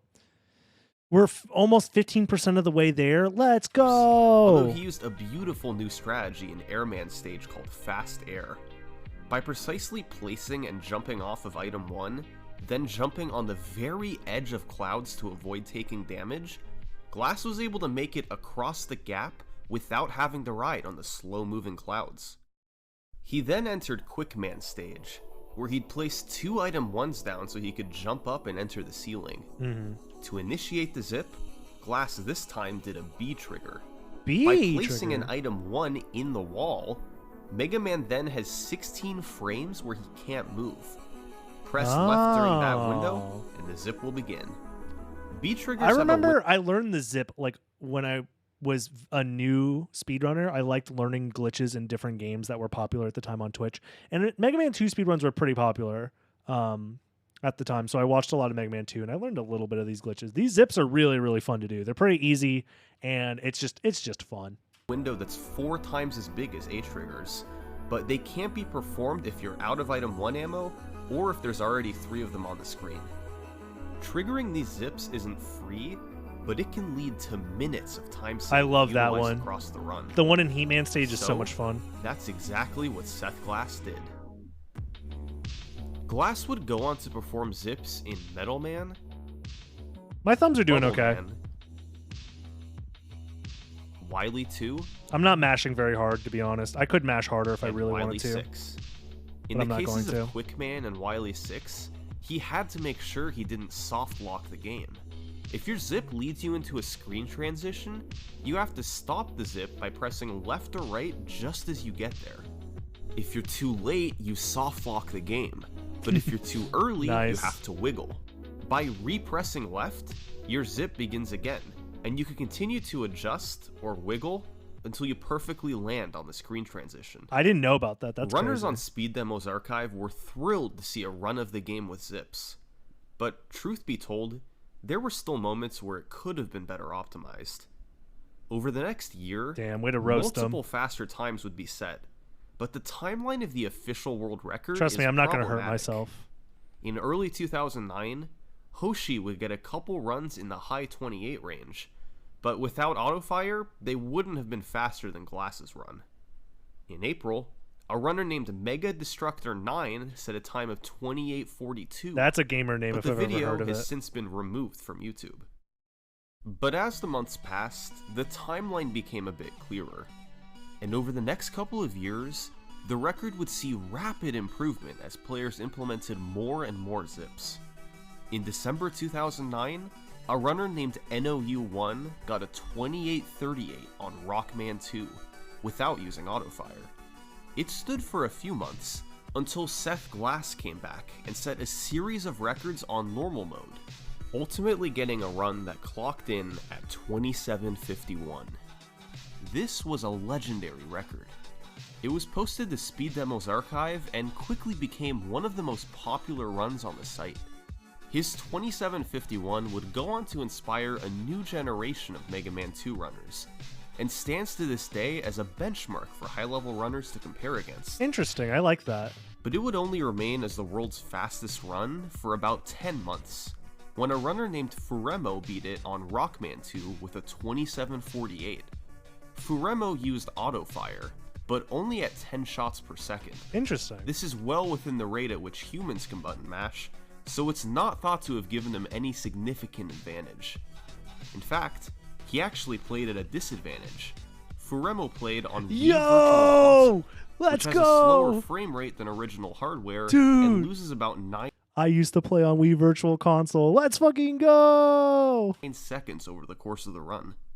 But Furemo would only be on top for about a month and a half. Wii Virtual Console Because in kind of March of goated. 2011, all of the new zips and all of the new tricks that had been slowly implemented in the preceding runs came together in a legendary performance by NOU1.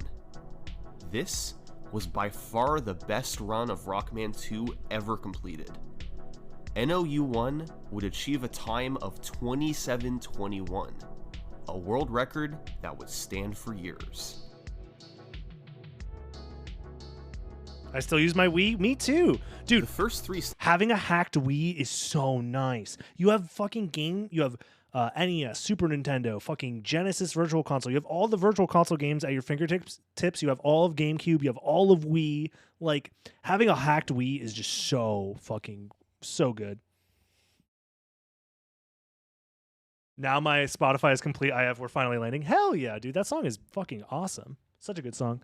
Don't mind me as I slowly melt into the bottom of the cam here. I'm just getting comfy because this grind is, it's a grind. stages of this run, Flash, Heat, and Air, were all similar to previous records. However, the new antics began in Clashman stage, where NOU1 performed a zip that looked like this. Oh, I love the zip.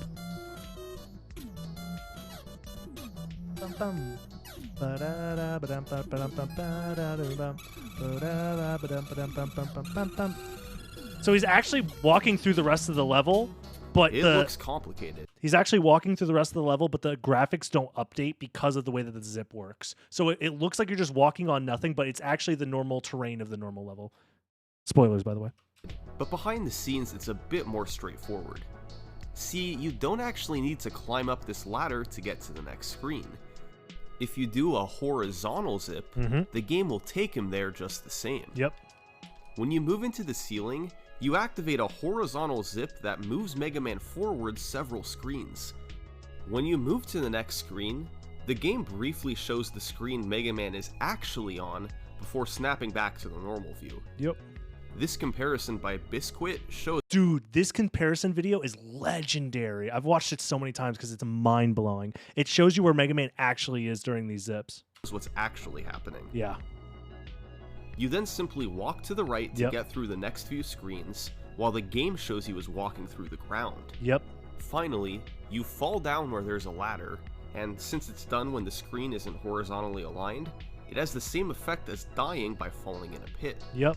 The game then respawns you much further in the stage, and by releasing an atomic fire shot when you die, the game runs the routine faster. Oh, I didn't know that. Flashman Zip was first seen in NOU1's 2838 and was executed to perfection in this 2721. Also first seen in the 2838 was a second zip on Quickman's stage. After falling at the start, you can place 3 item 1s down, do an A trigger in the ceiling, and zip past a long corridor. Unfortunately, the lights turn off. Yup. Since the light switch responsible for turning them back on never spawns. And that means you have to play in the dark. You have to do the quick laser section of the stage in the dark. Hell yeah, it's sick. You have to memorize exactly where the ledges are, and exactly when to jump off. It's doable with a lot of practice, but it's one of the most impressive looking parts of the run. Oh yeah, it's so cool. It also means you have to do both the later zip and the boss fight in the dark as well. Once again, NOU1 executed this stage beautifully. Next up was Woodman, a stage that was overhauled starting in Seth Glass's 2751 and continuing in Foremo's 2748. First, there was the dog scrolls. By going into the ceiling when the dogs spawn, you can do a B trigger and zip to the end of the screen. This needs to be repeated on each of the next screens, and you must be careful to not overzip, but it allows you to skip past the dogs quickly. Just a screen later, you perform a trick called Good Wood. Good Wood. It looks like a complete mess. I'll show you some reality, Good Wood. It works just like the Clashman zip in that the screen gets offset with where Mega Man actually is. Yep. Visuals from Duckfist show what's really going on. You perform multiple zips, and navigate through the stage while being careful not to fall off.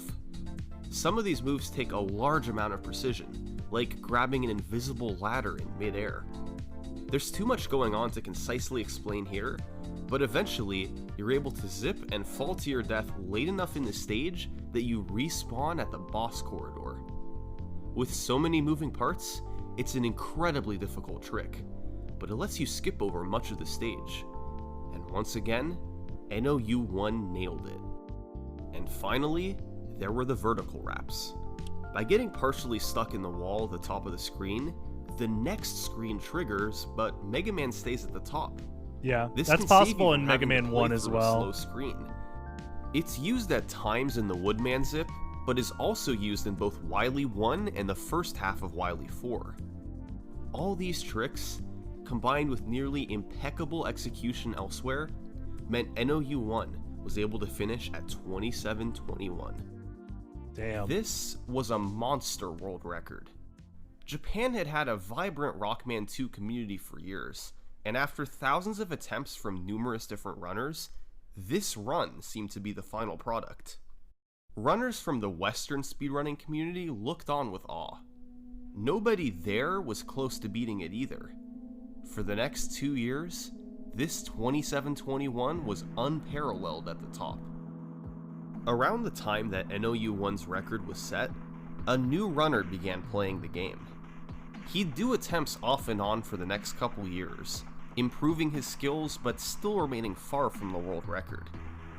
But in August 2013, after returning from a break, he decided to attempt what no runner had done in the past 2.5 years. get the make a world push record. for the world record. Yeah. His name was Cypher. Oh, I used to watch Cypher all the time, bro. I'm pretty Cypher's sure. idea was to implement several high Bro, I watched so many Cypher streams. Him going for Rockman 2 world records. Holy shit, I watched like hundreds of hours. Oh my god. risk, high reward strategies from the tasks that could save him time. This was a risky move. Although these tricks had the potential to be faster, Cypher knew he would lose a lot of runs going for them. Yeah, Cypher's chill. The biggest one was the task clash zip. By going for the zip on the first screen instead of the second, you could save up to 10 seconds, a huge amount of time in an optimized run. But it is tough. You have to very precisely place 2 item 1s in the right spot, and zip multiple times in the span of a few seconds. There's practically no margin for error, but even with a low level of consistency, Cypher felt the time save was worth it. 10 seconds is a Other lot of new time. tricks included a short zip in Metal Man and a zip with item 2 in Bubble Man. Combined, these could save up to about 4 seconds. And in Wily 4, he went for a trick called the extended ceiling zip, where you wait out Mega Man's stuck state from item 3 and press down on the next screen to clip high into the ceiling and zip further than normal. Stuck state? A trick found by a runner named Ello. These were really difficult strategies, but Cypher was committed to going for them. His consistency wasn't amazing, and he struggled to get a clean run. By October 2013, he was still nearly a minute off the world record. He would need to shave off more than 55 seconds to beat NOU1. It would take a miracle to get all that in one run. Right?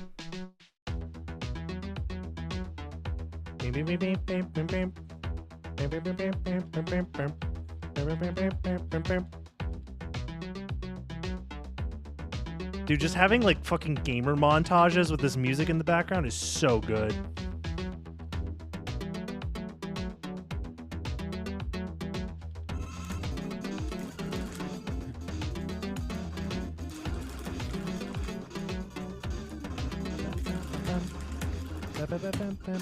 Yes! Oh. Nice.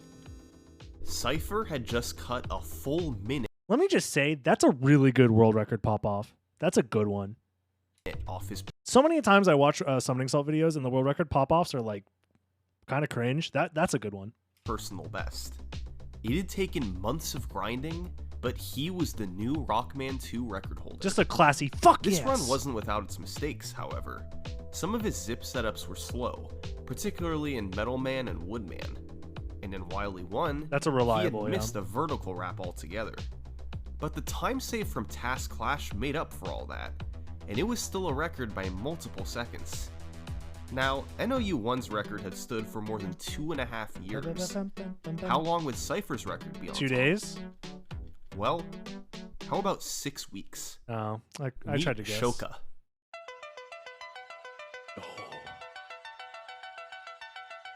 In December 2013, a runner named Shoka would take 9 seconds off the world record. It was once again Bro, what are these splits at the bottom? It's like he has a fucking Microsoft Excel sheet as his splits? What the fuck? performed on Rockman 2.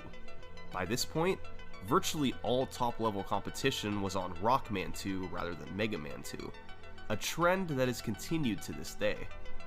Shoka went for the incredibly difficult Task Clash, but skipped some of the smaller time saves. You have like so the much bottom space on the Metal right Man for zip. splits. Why are you using It was Microsoft overall Excel? a very consistent, balanced speedrun, with fewer obvious mistakes than Cypher's run. Shoka once again used 10 Hz auto-fire as permitted in Japanese communities at the time, but just as before, it's not thought to have given him any significant advantage. The record was starting to get close to a big barrier, a sub 27. To get there, someone would have to save 9 Nice. seconds over Shoka's Excellent. run. Was that possible? Well, there were a few seconds to save from a cleaner Clash zip, and a few in Metal from the extra zip and a cleaner stage. But the largest time save potential came from the boss fights. Specifically, we're gonna look at Heat Heatman, Man. the Heat Man biggest RNG. potential RNG swing in the Yep. game.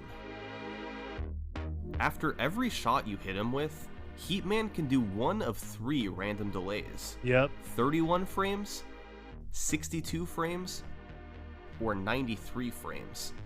They're commonly rounded to 30, 60, and 90 frames. Fucking Heatman, bro. Each delay has a roughly equal chance to occur. In speedruns, You lose half a players second. buffer jumps so they don't have to react If not to a the full delay. second every time. 1 jump means a 30 delay, 2 means a 60, and 3 means a 90. In Rockman 2, Heatman takes 14 Mega Buster shots to kill, meaning there are 13 rolls of the dice for what delay you'll get. Yep. An average pattern has the same number of 30 delays as 90 delays, something like 4 30s, 5 60s, and 4 90s. Shoka's 2708 got great RNG, 7 30s, 3 60s, and 3 90s. Not bad. That leads to Kind of an like obvious Fantoon, question. yeah, but like What's the best fight anyone's ever gotten? more opportunities. That honor goes to a guy named the Big Boy, The big who boy. got this unbelievable fight.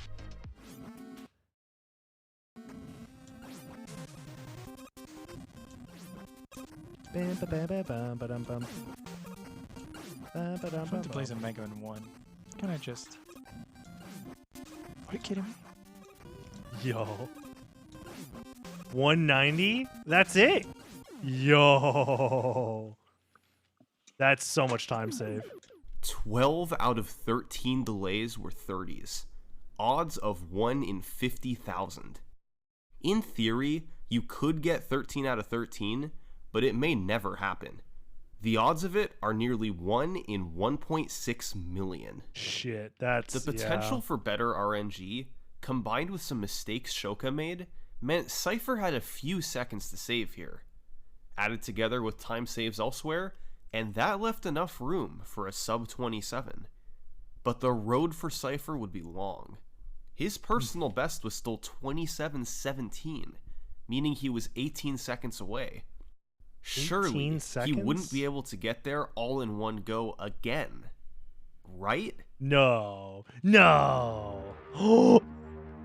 On July 9th, 2014, Dude, 15 Cypher ahead with a entered the gold? last stage on a remarkable run, Bro. putting him on pace for a 27:01. I'd be shitting my bricks There if I was was a 15 little bit of seconds time ahead. to save on Wily 6. If he got a fast setup into the ceiling and didn't have to There's no way he's about to introduce this run and then say that he choked it, right? Like, he totally gets world record here. There's no way he chokes it, right? wiggle to enter the door, he would save time over his split. The question was, would it be enough for sub 27?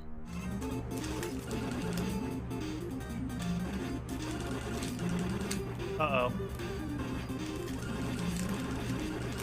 Oh, 2702. Damn. The run would be retimed to 27:01, leaving Cypher just 2 seconds from his goal. Damn. As you can tell, Cypher had mixed reactions to this. On the one hand, he'd gotten a world record by 7 seconds, but on the other hand, he had just missed his goal time. Where had it gone wrong? Well, he got a mediocre pattern on Heatman, so he didn't gain any time there. He also lost a bit of time in Wily 2 from some unlucky drops. But his biggest mistake was in Wily 4, where he missed a vertical wrap to lose 5 seconds. That mistake alone cost him a 26:56. One tiny imprecision was the difference between another 27-minute run and the world's first 26. So, Cypher knew he had to keep going. It had taken just 3 weeks of attempts to get to 27:01. That's not bad. He was prepared to continue. A run with just one fewer mistake, with just a bit better luck, could be enough to get to 26. Any attempt could be the one. But it wasn't happening. No. Weeks passed with no new record. Then months passed. Cypher's personal best remained at 27:01. And then, in February 2015, Cypher announced his retirement from speedrunning. Damn.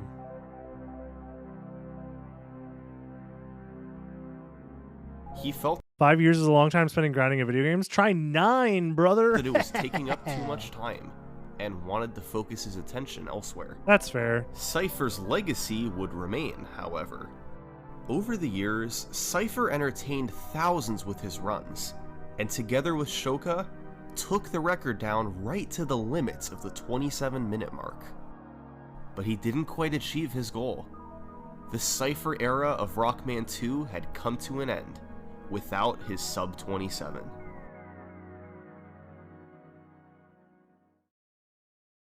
A trick found by a runner named Elo.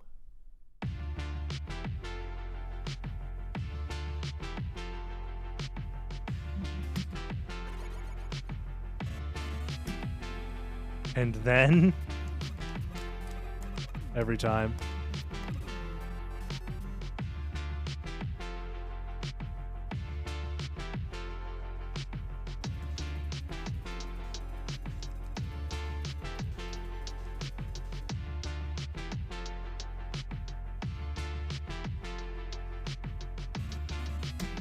Oh, fuck me, dude. Fuck me.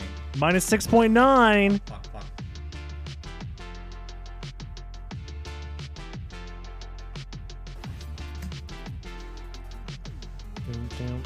Bad, sorry. This Oh was my quite a God. situation Elo found himself in.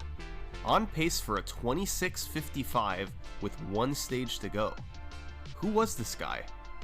Well, Elo had started running the game in 2013 and started a steady march of improvements.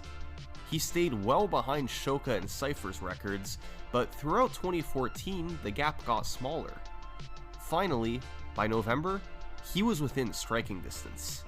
His skill level was on par with Cypher's, and he started doing sub 27 attempts. This had been a great run through Wily 3, cleaning up the mistakes that Cypher had made. But the amazing part started in Wily 4. Elo hit everything, including his own extended We're at 392. We started at 360 at the start of the stream. ceiling zip, leading to a gold split. And thanks to beautiful luck and execution in Wily 5, he got his second gold split in a row, the fastest he had ever completed two of the most important stages in the run. It led to him being 6 seconds ahead of the record into Wily 6. But there's one other aspect of Elo's game we haven't talked about yet. Elo is an incredible button masher. Oh. He can mash at 16 presses per second. That's insane. 10 Hz autofire would be a huge disadvantage to him. This comes into play in a few spots, like the Dragon in Wily 1, but nowhere is it more important than on the Alien in Wily 6. The Alien starts on the right, then moves in a figure-8 pattern around the screen. Your goal is to hit him 28 times by the time he leaves the right side for the second time. If not, you lose a few seconds. Even for top runners, this can sometimes be difficult, since you can only hit him when he's low enough and you have to worry about hugging the alien. But Elo was better at this than anyone, and after entering the door in Wily 6, he was just an alien fight away from the world's first sub 27. No way he chokes it, right? You wouldn't do this to me twice in a row in Summoning Salt, would you? He's losing a lot of time. Yo, that pop-off is insane. Just the scream. For the first time ever, Rockman 2 had been beaten in under 27 minutes.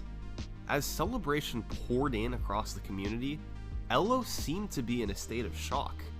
He'd snap out of it quickly though, and spent the next several months working on other speedrunning projects. Nice. All the while, his 26:57 remained the only run under the 27-minute barrier. He had no challengers for his record, and it remained on top well into 2015. But was it a perfect run? Of course not. There were a couple zips where he stopped short and had to do a lot of wiggling. And on Quickman, he got a bad pattern and had to waste several seconds waiting for an extra clash bomb to explode. It just Part goes of to the show problem that with the the world run record was is always Task beatable. Clash, the hardest trick in the game. Elo successfully hit it in the 26:57, but a majority of his runs that made it there failed the trick and had to be reset. That meant the overall quality of his runs suffered. There was a choke point 4 stages into the run, so a lot of potentially good speedruns never saw the light of day. But Task Clash saved 10 seconds. You couldn't just skip it if you wanted record. Enter the Big Boy. Back in 2012, the Big Boy found an alternate version of Task Clash where you went to the right at the start to place item 1, instead of climbing up. I remember seeing that one a lot. It wasn't paid much attention to at the time, but it was actually a significantly easier method of doing the trick, since it reduced the precision of your inputs overall. It did lose a second and a half, but that would easily be worth not having to reset as often.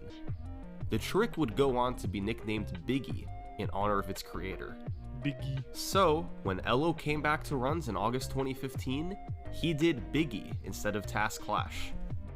For a few months, it didn't necessarily seem to be paying off. No records, and many runs dying to the last Wily stages.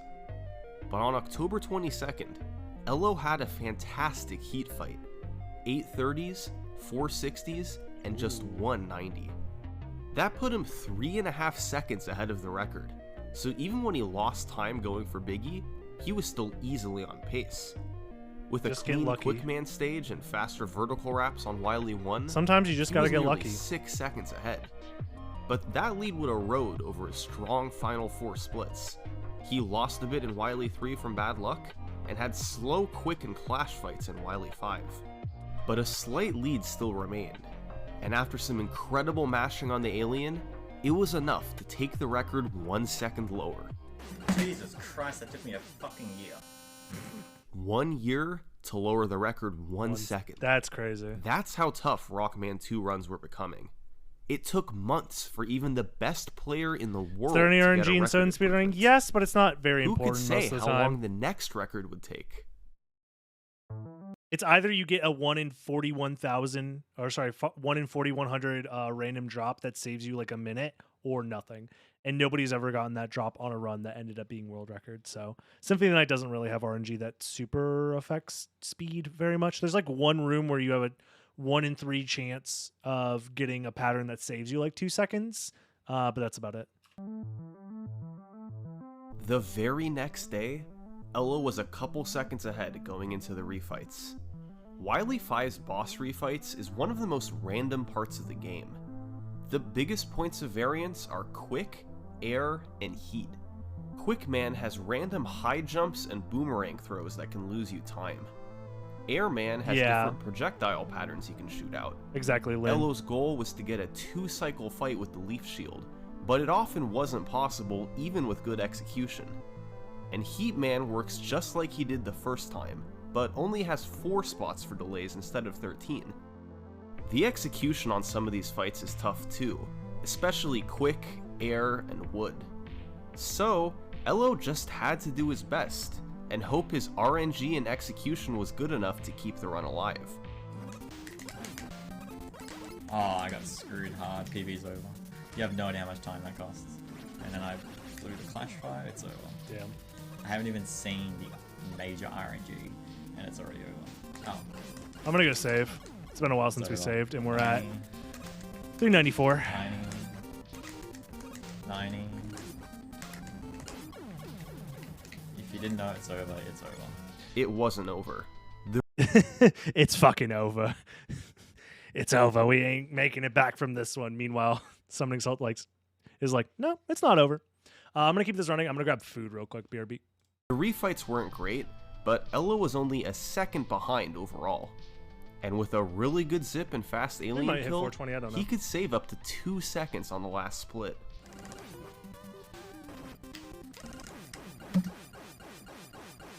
I saw 55, so that's actually a big Elo's second record in 2 days. He was now 6 seconds ahead of Cypher, and had held the world record for a full year. But Elo still wasn't satisfied. He had aspirations for something bigger. He continued grinding the game off and on for a few months, but was unable to lower the record any further. The 26:55 was a pretty clean run. Maybe he had reached his ultimate goal. But if he was to beat it again, the key would be Wily 5. It was possible to save 5.5 seconds on that split alone. So, if he could at least keep it close through Wily 4, then he could save a few seconds in Wily 5 to put him back in front. He just needed to be within striking distance going into the refights. One day in late January 2016, Elo started up a run and would gain a second on Quickman from a better boss fight. And from there, he chipped away frames until entering the Wily stages, 1.5 seconds ahead of the record. Being ahead this deep into the run was impressive. He just had to keep it close by the time he got to Wily 5. But he didn't keep it close. He pulled further ahead, with a nearly flawless Wily 1 and 2. He was 3 seconds ahead going into Wily 3. But there was potential to lose some time on the Wily 3 boss. He takes 14 shots to kill, and you have to jump up and mash the fire button in a brief window while in the air. Ideally, you want to do this in 3 jumps, or about 5 shots per jump, but sometimes it can take 4 jumps or even longer. But as we know, Elo's really good at mashing.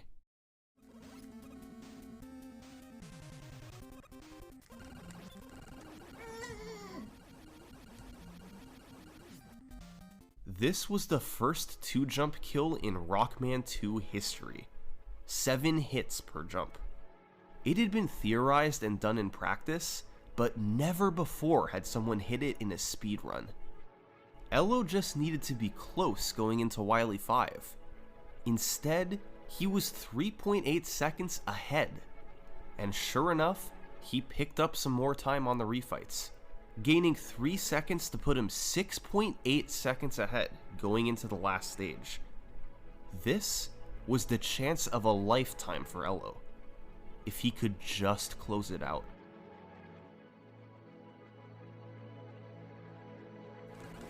What's going on?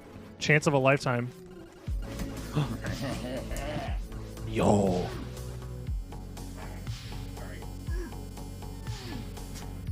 This wasn't just a record. Yo. It was the demolition of a video game. Damn. After becoming the first runner to get a sub 27, Elo had now become the first and only to get a sub 2650 as well. Damn. This wasn't just the best run of Rockman 2 ever performed. It was one of the strongest world records of any game. Elo himself said that he was 73. done. The community was in awe of what he had accomplished. Damn, this is back in 2016? Try beating it. Until. As 2016 continued, the game entered a period of dormancy at the top. People were still running the game, but Elo's skill level was far above the rest. Only 2 runners had a sub 27, and nobody was within 10 seconds of the record. 2017 came around. Still nothing. By this point, Elo's record had stood for over a year. There was just nobody good enough to beat it. Well, nobody who wasn't retired, at least. Cypher? Cypher retired in early 2015 with his 2701.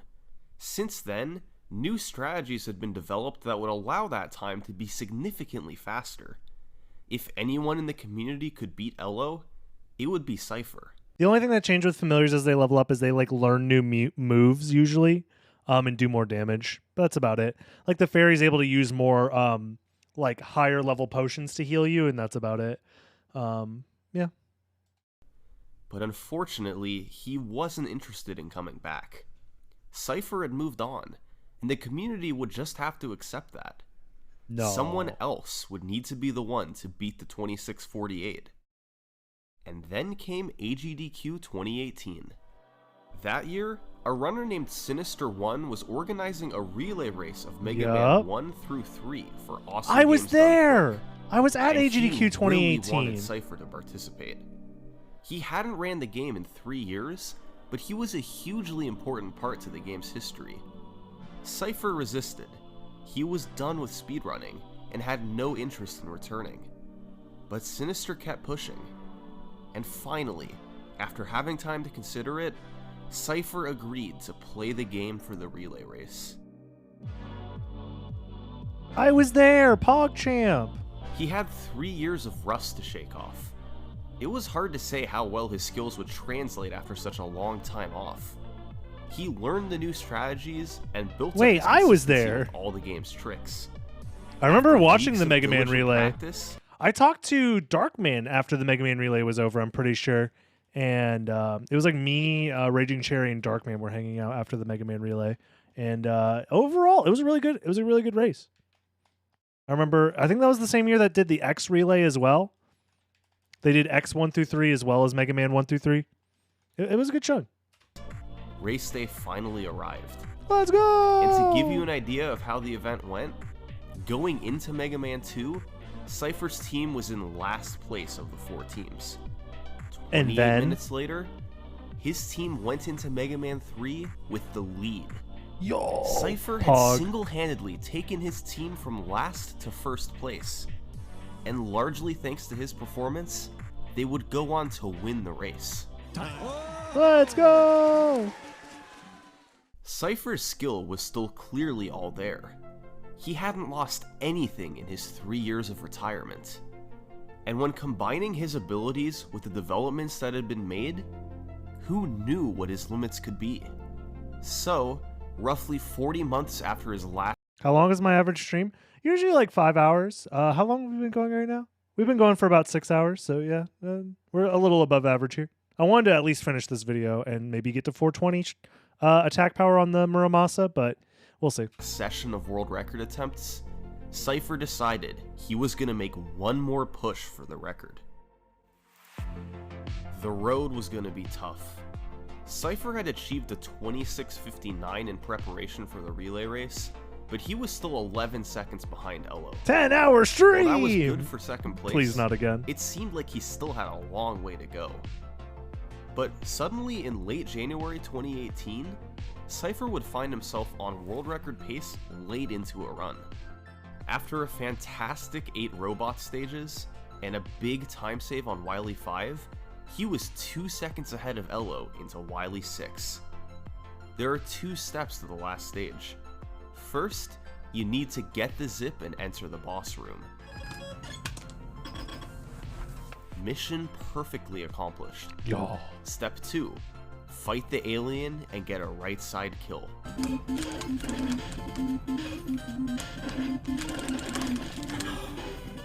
No. Oh my god. He choked it.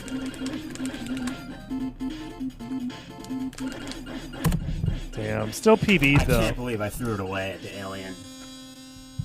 Damn. The alien fight had gone horribly wrong. He took damage too early and got turned around multiple times while trying to mash. Damn. It cost him the record, but he still did get a decent PB out of it. But that's okay. He had already gotten a record-paced run to the last stage. World record was right around the corner. Let me guess. It takes him like multiple months to get back there again. Cypher continued doing attempts, now just 5 seconds away from the record. But strangely, despite being right there, he found himself unable to take the remaining time off his personal best. No, that's so sad. He was getting runs deep, but the combination of Wily 4, 5, and 6 were able to shut it down every time. Dude, I know that Even feeling. though Cypher could get on record pace through Wily 3, closing it out through the last 3 stages is really tough. That was The me trying to get attempts any continued, percent world record in but so Cypher's personal best stayed put. The time he had sunk into the game was adding up, and he wasn't getting the returns he wanted. He had come out of retirement for a record grind, but while the grind was certainly real, the record was nowhere to be found. Damn. And all the while, That's a vibe. Cypher felt like he was neglecting something. Perhaps it's best to let him explain it. Around that time, I was trying to break into the tech industry as a software engineer. I needed to find a job. So during this time, I was looking for jobs, and in my spare time, I was working on Mega Man 2. I did about a month of serious grinding, and then I had decided the Mega Man 2 grind is simply too distracting. Like, I'm not doing as much work as I would like to be doing on the job search, and Dude, yeah, interviewing the runners is goated. Yeah, so the way that the attack levels up is the formula is It requires 2 times your current attack level plus 11 in order to gain an extra attack. So as you gain more attack, it becomes like exponentially harder to gain more attack. So the last level to go from 998 to 999 requires 998 times 2 plus 11 total blood heals, which is like almost 2,000 blood heals in order to get just 1 extra level. So it gets pretty grindy. I feel like I need to put down the Mega Man 2. And I decided I just picked a weekend and I told myself, all right, I'm going to do attempts up until this. And if it doesn't happen, then it just doesn't happen. And I need to buckle down on the job search. So he had a deadline, the first weekend of February. It quickly approached, and Cypher poured in attempts to try and get the record. I think I had a 9-hour stream and then an 11-hour stream on Saturday and Sunday. Damn. They were like, I never do attempt sessions that long. Those were marathon attempt sessions. That's rough. Probably, I mean, the play quality was probably not that great across both of those sessions. Exactly. Because I was going much harder than I would have gone otherwise for a normal attempt session. But yeah, that's how it was. You get diminishing returns quickly. No new record.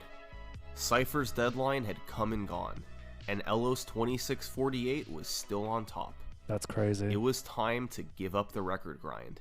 That's so sad. But he decided to give himself one more chance before throwing in the towel for good. Yo. On that Monday, Redemption? He decided to participate in one last speedrunning event. One that was organized by Sinister One, the same guy who initially got Cypher back into the grind with the AGDQ relay race. This event was called Chase for the Record. Hello and welcome, everybody. This is Chase for the Record Rockman 2, and we have quite a show for you today. So Chase for the Record is an online competition where you'll take typically the best 4 players in a game that is highly competitive at a moment in time and get all of them to play at the same time, to do attempts at the same time, and then you can kind of show like who's actually on a good pace and hopefully see a That's world really cool. record during the attempts, which is generally I'm sad I about never a got to do 3-hour anything like that window. with Soten. This event would feature 4 competitors. Cypher and Ella were the first 2, the former and current world record holders. The third was Zoda, a promising runner whose best time was in the low 27s. And the fourth was Cool Kid, but you might know him better as the Big Boy. It's the Big Boy! He had changed his username and started running Rockman 2 seriously, and had driven his time all the way down to 26:56, a legitimate world record contender. Who says I can't? I need 4 other world record contenders or 3 other world record contenders. Can you please point to the 3 other world record contenders? You could always try and organize it. Please show me the 3 other world record contenders that exist for Symphony of the Night. This was going to be Cypher's last chance. 3 hours to get it done. But the I can odds of point him to chicken actually tenders. pulling Oh, this good off enough. Close enough, actually. weren't great. I think Cypher was hoping for big things, but realistically, you can't expect in a 3-hour period in a game of such a high level of difficulty that you would actually get the record. The odds are very low. They're not in your favor. Jupiter doesn't even run any percent. I mean, maybe And for it would have been a glitchless. sort of historic moment where it would be the first time anyone ever set a record during an event like this. Yeah, like Rom Scout retired, Mateko retired, Talik gets 1 PB every year, if that. Make Jupiter run it. I can't make Jupiter do anything. Jupiter. Last time Jupiter talked about running any percent, they wanted to go for freaking toadstool strats. So maybe Jupiter's crazy enough to want to run any percent. I don't know. It's up to them. So in the beginning of the event, typically you want to kind of introduce the game to the audience. So we have them do a no reset run, just 4-way race. Nice mashing there from Cool Kid. He can finish it off. Looks like 27-28. Wow. And then it was on into attempts. But Cypher has moved on. He is going to be into Heatman in a moment, and Zoda right into attempts as well.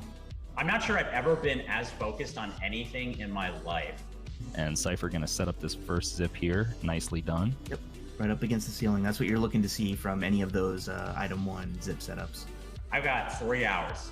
I'm going to try my best to make He doesn't it get the record in these 3 hours, whatever right? happens.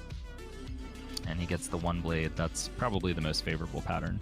Pretty quickly, I got a run deep in the game, and I got a run to Wily too. That was on good pace. I'm pretty sure it was on record pace. he's in. Oh, no. He didn't go far enough to the right. No, that's rough. Ah, man, he was like 1 pixel away and he stopped. I was a little disappointed, but I was like, you know what? It's just one run. We like immediately into another run. I was very accepting of the probable outcome that I wouldn't set the record on that show. Until he set the record on that Kid show. Makes his way into what many think is the most dangerous stage in the game. Wily 4, Purple Hell. Cool Kid managed to get on a run, and he actually got a small PB. For this, just being on this show. Okay, let's see what kind of entry he gets. Really. Meanwhile, Cypher. I was just not paying attention to anything else happening in the event. I was not listening to the commentary. You're telling me while Cool Kid's getting a PB, the best run he's ever done, Cypher resets and then gets world record? You're shitting my balls. This did not happen. All right, come on, Cool Kid. Missed one shot there. Okay. Get mashing. And he finishes it off. I'm not sure I even knew that Cool Kid got a PB. Someone may have mentioned it in my chat. Cypher is on into Heatman stage here. He's the only player that's got something going so far, but of course still early game. My ball's being shitted. Early game gauntlet of air and Clash. I got past the Biggie special. Once you get past the Biggie special at the start of Clash, then you have a real run. Yeah, he's in good shape here. Yet again, gonna be moving on. And then I realized I got another run to the Wily stages within half an hour after losing that Wily 2 pace. Like I'm just playing out of my mind. He's got to be thinking about what happened last time in Wily 2 here, so hopefully he's able to get this zip set up. Yeah, I'm always worried about the overcorrect. Okay, that one is good. That one is definitely good. Wily 4. This has been the bane of some lately. This is it. So the difficulty of Wily 4 is that you really have to draw on all the disciplines that you have in Rockman 2. You have horizontal zips, you have vertical zips, you have item 3 drops, you have a door crash that you have to do. Everything has to come together in this one stage. They're building this up so hard. Pressure. And I kept just playing well and not losing it anywhere. And Wily 4 happened, went well. To maintain his pace, but that's a 45. So he is on world record pace going into refight. Sheesh. So going into Wily 5, we knew Cypher was on a good pace. We didn't know his exact pace because as the way commentators had things set up, we can't really see their splits. So we knew he's ahead, but not by how much. He goes air first, which can really go badly if you don't get a good pattern. And he got a decent pattern. So we were thinking, okay, there's a chance here. Important. He's getting a really nice fight so far. Nice, these low jumps. Oh, yeah, this is good. Once he got past Quick Man, we were kind of like, this is probably going to be it. This could be world record right here. He doesn't lose it, does he? They're kind of building it up a lot right now. I just need to do this zip. No. And I need to mash down the alien, and then I'll be able to achieve this thing that I would just be a massive moment. No, and come on, please. Oh, that's good. That's good. I want Cypher to get this so bad. He just has to mash. He just has to mash. This was on my birthday, February 6th. Yo, happy birthday to me. Throw everything off, but if he can avoid this first shot, he'll be in good shape. Just don't touch the alien. Oh, Okay. first jump was good. Nice. Oh my god. Right We side. got this. We got it. No. It was a truly euphoric moment. It was euphoric. You got it. That's it. Yo! Record. You can hear Cypher has Cypher. just gotten the world record. Let's go. 26:43. My birthday's the same as Mewtwo. Let's go. Unbelievable. That's why I'm such an ultra mega gamer. I was just overwhelmed with emotion. I I Dude. can't describe it any other way. In a marathon setting, getting a We world saw record that, kind of you like know, not that. only is this That's record, crazy. but this is record by a significant amount. I was just kind of That's a big floored. record. You know, he had done this knowing that, you know, this is your last time that you're actually going to be running the game. That's It's sick. now or never. I'm not like the other Pokemon. I was just overwhelmed with emotion, and then I just started crying. I would too. That's crazy. Damn. God, I love The run would speedrunning. be retimed as a 26:42, beating Elo by 6 seconds. And Cypher could finally take his well-deserved break. But at the end of the day, you just can't keep Cypher from Rockman 2. He'd spend the next few weeks on other tasks, but Rockman 2 was still calling his name. And sure enough, by March, he was back to doing record attempts. Damn. But He this took like a time, month he off. wasn't alone. Cool Kid had driven his PB all the way down to 26:47, Yo. good for second place. And he was coming for the top spot. Cypher and Cool Kid were in a race for the next world record. They'd have new strategies to help. A high-level runner named Prizzy had developed a couple. We're at First, there was 400. the Let's Flash go. Man manip. By jumping and shooting left at the start of the fight, you can guarantee the 2-shot quick kill to save a bit of time. And second, Prizzy rediscovered that you could use item 3 to jump through the floor in Wily 4 to save time. This had been done in runs years ago, but Prizzy found that even though you have to wait for item 3 to disappear before doing the vertical wrap, it still saved time. There had also been a new strategy discovered in Quickman stage that Cypher first did in his 26:42. By doing a slight hesitation during the first zip, you could keep the lights on. It didn't save time on its own, but it made the rest of the stage easier. I'm going to eat dinner while the rest of this video plays out. Don't mind me. Cypher and Cool Kid both had a legitimate shot at this. But on March 16th, Cypher found himself 6.5 ahead into Wily 5. A chance to crush the category. Unfortunately, despite getting a great airman pattern, he misexecuted and lost 5 seconds. He'd finished it off as a 26:41. Still a small world record, but Cypher couldn't help but feel disappointed. This run wasn't what it could have been. It had the potential for a 26 Oh, yeah. 3x time. 2 duplicators is definitely A the time strat. that would have seemingly put the record out of reach. A time that he had theorized with Elo years prior for the absolute limits of the category. But one mistake in Wily 5 prevented it all. Oh, no. This is it. This is it. I just need, like, I need a decent refights. Tribute. You Post Human, thank you so much for the sub. make them your slaves. What's going on right now? So right now I'm eating dinner because it's late. But we've been streaming the Muramasa grind. Hold on. So in my inventory right now is a Muramasa that I'm attempting to level up to the level of 999. It's currently at 400 attack power out of 999, and we've been going for about 10 hours total in game time. But while I'm eating and like grinding, we've been watching YouTube videos and stuff. And we're finishing up the Rockman 2 world record progression from Summoning Salt. Nice.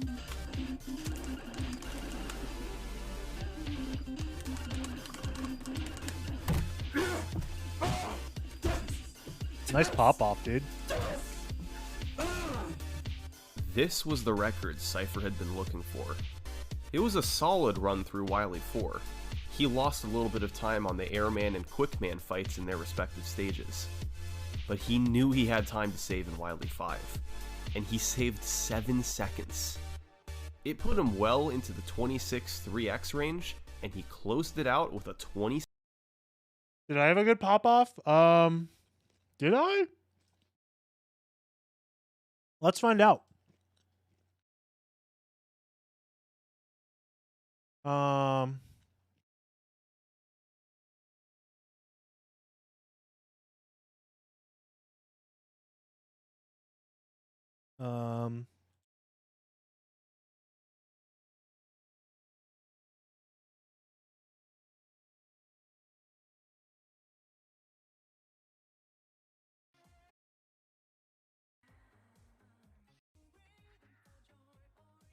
Hell yeah, bro. What a banger of a run. Fuck. I can't believe I missed that. I don't know. It's close. I think I literally just threw last second there. Funny enough, if I didn't fail that trick, it would have been a 15 or like a 16 25, so That wolf entrance, I think, is what sealed the deal. I was 1 frame early. dude, it was Friday night. It's a Friday night. That was a mediocre shaft I fight think even too. with crits, I don't think it's happening. Unless they're insane. They need to be the most insane crits of all time.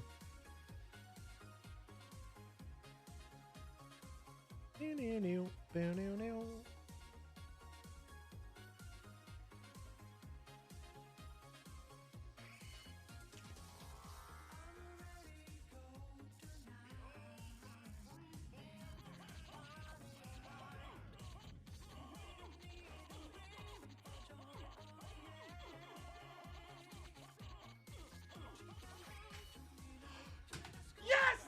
Let's fucking go! Yes!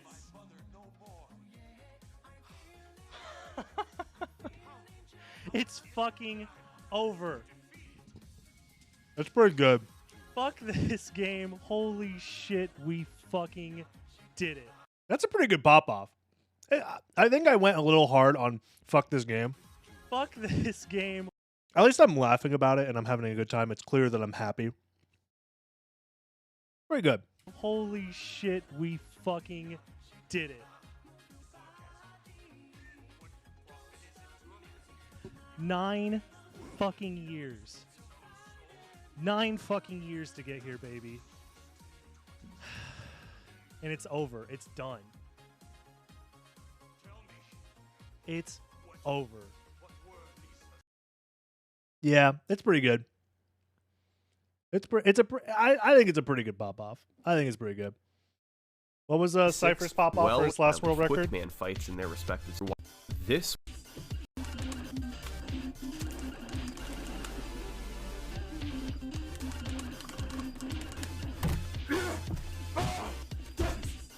Nice. Dude, he's just fucking... He went primal. This was the record Cypher had been looking for. It was a solid run through Wily 4. He lost a little bit of time on the Airman and Quickman fights in their respective Welcome, stages. But he knew he had time to save in Wily 5. And he saved 7 seconds. It put him well into the 26 3x range, and he closed it out with a 26-37. And as it turned out, this was good enough for Cypher to end the grind. He stopped playing the game, and his record remained far ahead of anyone else. Nice. Well, at least for a little while. Mm-hmm. Because just a few weeks later, Cool Kid was on his way. Always. Cool Kid is always on his way. His time was down to 26:43, still 6 seconds from Cypher, but he was closing in quickly. See, Cool Kid wasn't just any speedrunner. He was also the Mega Man 1 record holder, a title he had held off and on for more than 3 years. It made sense that he would one day hold the Mega Man 2 record as well, but he had a really tough world record to beat in 26:37. On May 7th, Cool Kid got on a run that had a below average Heatman pattern, meaning he'd have some time to make up. He'd save a bit from a faster air fight, then saved a couple in quick from a frame-perfect zip. Yo. By triggering it on the first frame possible, Mega Man only gets pushed up 1 tile instead of 2, meaning you can quickly zip through the boss corridor as well. Just about the only substantial mistake through the 8 robots was missing the initial item 1 placement on the Woodman zip. Going into Wily 6, he was about a second behind the record. If he could perfectly crash the door on the zip, he might just barely be able to get this.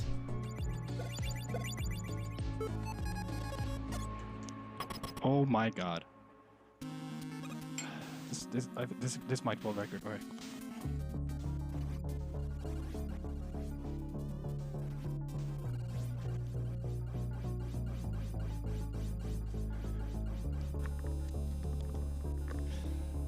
god. The run would be retimed to a 26:37.00, beating the record by 10 frames. Yo! Cypher's massive world record had only been standing for about 4 weeks. And more than 6 years after his initial Biggie discovery, Cool Kid had become the record holder. And then, everything went silent. For the first time in months, there was no active competition for Rockman 2's world record. Cypher had moved on. Cool Kid had moved on. And nobody else was within striking distance. And so, the record stood. And it stood for years. Through the rest of 2018, all of 2019, and all of 2020, Cool Kid's 26:37 stayed put as the world record. There were no rivals, no contenders. Nobody could beat the pair of 26:37s in the top spots. But then, in early 2021, guess who came back to run the game? Look what you just saw, Karua. Look what you just fucking waddled you. Elo? Although he hadn't done serious record attempts in several years, Elo started up the grind again in January 2021. It had been so long. Could he still compete with the time set by Cypher and Cool Kid? Well, he quickly got a 2-second personal best. Then he took another 2 seconds off. And then another. Now down to 26:42, Elo was quickly honing in on the world record. It all came to a head on March 26th, 2021. Oops. Elo got on a run that gained time early, but bled a bit going into the Wily stages. Entering Wily 3, he was about 2 seconds ahead. This was a serious chance at a sub 26:40, but given that his best possible time from here was a 26:34, it actually still had an outside shot at the world record. This was a small, but possible chance to jump straight to the record. Whoa, my power almost just went out. Oh my god, my TV's all fucked. I'm not even kidding. What the... Bro, my fucking... power just massively flickered and my TV looks completely fucked. I'm not even kidding. Fucking EU infrastructure. Am I right, fellas? Lol. Imagine having EU electric and power infrastructure. Couldn't be me. All the colors just went fucking weird as shit. Am I still... Whoa, it did it again, did it again, did it again. Oh, he lost the run because of that? And my power went out. Are you fucking serious? Elo How is he still streaming? Doing runs. How is he still streaming? Is he Australian? Australian, EU, same shit. They both use fucking PAL and 50 hertz and all that shit for their electrical standard. Also, I don't know the difference between Australians and British people. Is that fucked up? Should I care? I feel like they're all the same, right? For a few weeks, but he'd never take his personal best under 26:42. To this day, that's where his best time stands. No, you're fucking kidding me. He lost his best pace to a fucking power outage and then never got a PB? Bruh. They're all human? Fair enough. He's still considered one of the best to ever play the game, but it remains to be seen if he'll ever take the record again. However, it wouldn't take long for there to be more competition at the top level, because just a few months later, he didn't pay his electric Cypher bill, would dude. return to the game. A big reason why Cypher and Elo came back in 2021 was a new, faster way to play the Wily stages. Oh shit. It was first found in a task from 2015, but was rediscovered by Shinryu in 2020. You start by using item 2 on Wily 3 instead of Wily 1, which is still pretty fast, but saves a bit of item 2 ammo. This allows you to fly through Wily 4's spike screens. On the first, you want to wait until you take damage, then use item 2 on the next screen to avoid having to wait for the conveyor. On screen 3, you can place item 2 at the top and quickly make it to the other side. Altogether, this saves about 2.5 seconds, but it is quite a bit more difficult than the old route. There was also a new zip in Wily 3 that saved a bit over a second, and a runner named Endy had a new setup for the dog scrolls that made them more consistent in exchange for a small time loss. I finished All my these food. strategies were enough to make Cypher come back. He knew the record could go under 26:37, but just how far wasn't clear. He grinded for months, and initially didn't see any results. But on July 10th, he'd have a run that fell behind the world record early. A bad airman pattern, slow execution of Biggie, and no frame perfect zip on Quick. But he saved it all back and more in the Wily stages. The Wily 3 zip, the new Wily 4 route, it all combined to save him several seconds.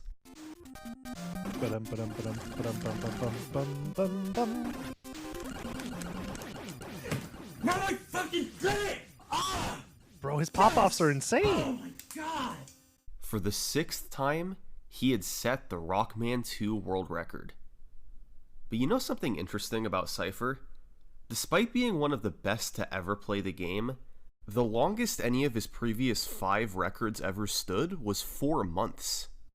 He was often the first to break a long-lasting record, but for each and every world record he set, someone else would beat him shortly after. Cool Kid? This 26:34 was a nice improvement, but it wasn't perfect. He did lose a lot of time early on. There was only one way for Cypher to guarantee he wouldn't be beaten. Get a perfect run. Just be perfect, Smile. Streamer, just be perfect. Simply do not make any mistakes.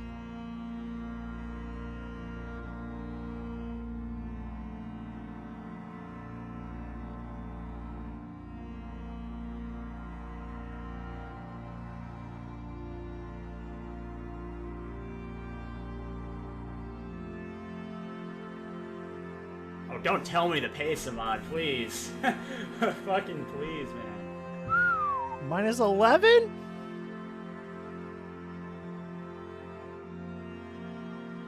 Why don't more speedrunners do that? I've been saying, just play perfectly, and you'll have a world record that will never be beaten. I've always said it.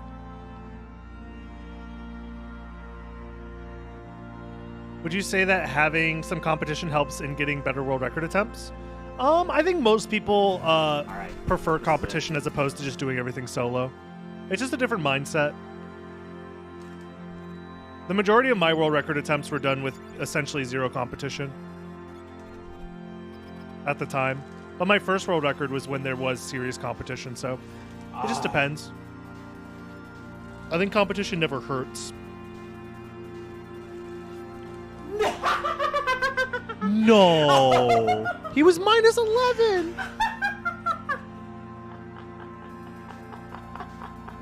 At least he laughed it off, but bro, Yeah, that's fucking hilarious. I'd be Holy shit. crying. It was on pace for 26:26. Cypher was set up to get the game's biggest record cut in 8 years. But he went for an extremely quick kill on the alien that's far harder to execute than normal. It was supposed to look like this. Oh! That's the first time I ever did it! That's crazy. It would have been his ultimate run. It would have been the culmination of a nearly decade-long journey. But it wasn't meant to be. And to this day, he's still searching for it. Oh, no. As for his fastest completed run, his 26:34, it would go on to be Cypher's longest standing world record. It remained on top for 7 months. But it's not where the world record stands today. That honor goes to Cool Kid. Let's go! On February 3rd, 2022, Damn, Cool that's Kid recent. set the game's current world record.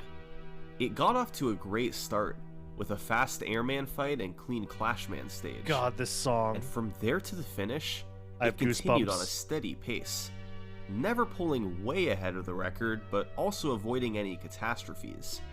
He lost a bit in Wily 2 from picking up health, and had to wiggle a bit in Wily 6.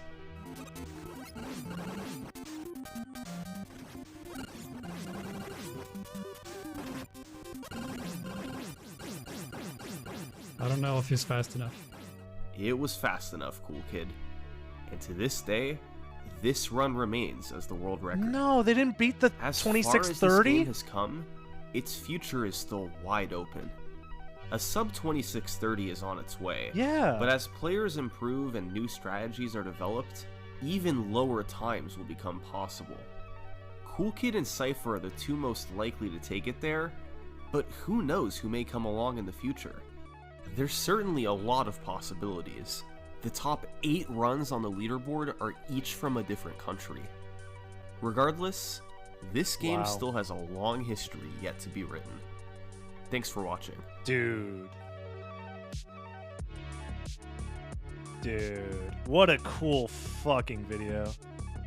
What's my favorite Summoning Salt video? This video was really good. Like, as somebody who watched a lot of like early Mega Man 2 speedruns, like watched a lot of Cypher streams back in 2013, 2014, like, man, this shit hits. I don't know, man. Mega Man 2 is such a cool speedrun. It always has been. I don't know. I don't know if I could say definitively if I have a favorite. Honestly, the Wii Sports video was also really good.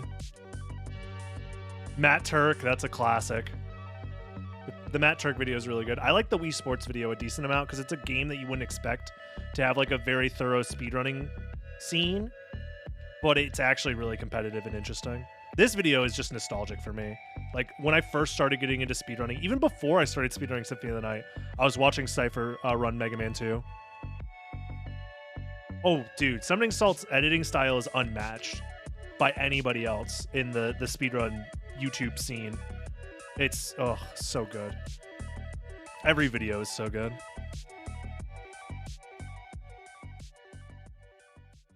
Goddamn. Okay, we're not no. We're not watching another one. No. Maybe next time. Next time we do more Muramasa grind, we'll watch another one. Yeah. What's one more? Yeah, what's another fucking 50 minutes of my life watching this video? No, I can't stream for much longer. I have shit I have to do, unfortunately. Like I you know, dealing with the hurricane made me push back a lot of stuff that I've been meaning to do. So I have stuff I need to do. So that's going to be the end for today. Thank you for watching. I appreciate it. Don't forget to thank you everybody who's been subscribing. It helps me out a lot. Thanks for everybody who's been following throughout the stream. We'll go ahead and raid somebody real quick and call it a night there. Let's see who's streaming. I have lots of potential options. Perhaps, maybe, perhaps. That would be pretty nice. Oh, who's streaming? I got y'all. My good friend Adef is playing. You guys have been asking me to play Halo, right? You guys want me to play Halo, right? Because I got Halo 2 in the Xbox. I got you. We're going to go raid someone who's playing Halo. My good friend Adef, who I had a ton of fun hanging out with at Speedrun Coliseum, is currently streaming, doing a speedrun, in quotations, of Halo 3. So if you're a fan of Halo 3 and just speedruns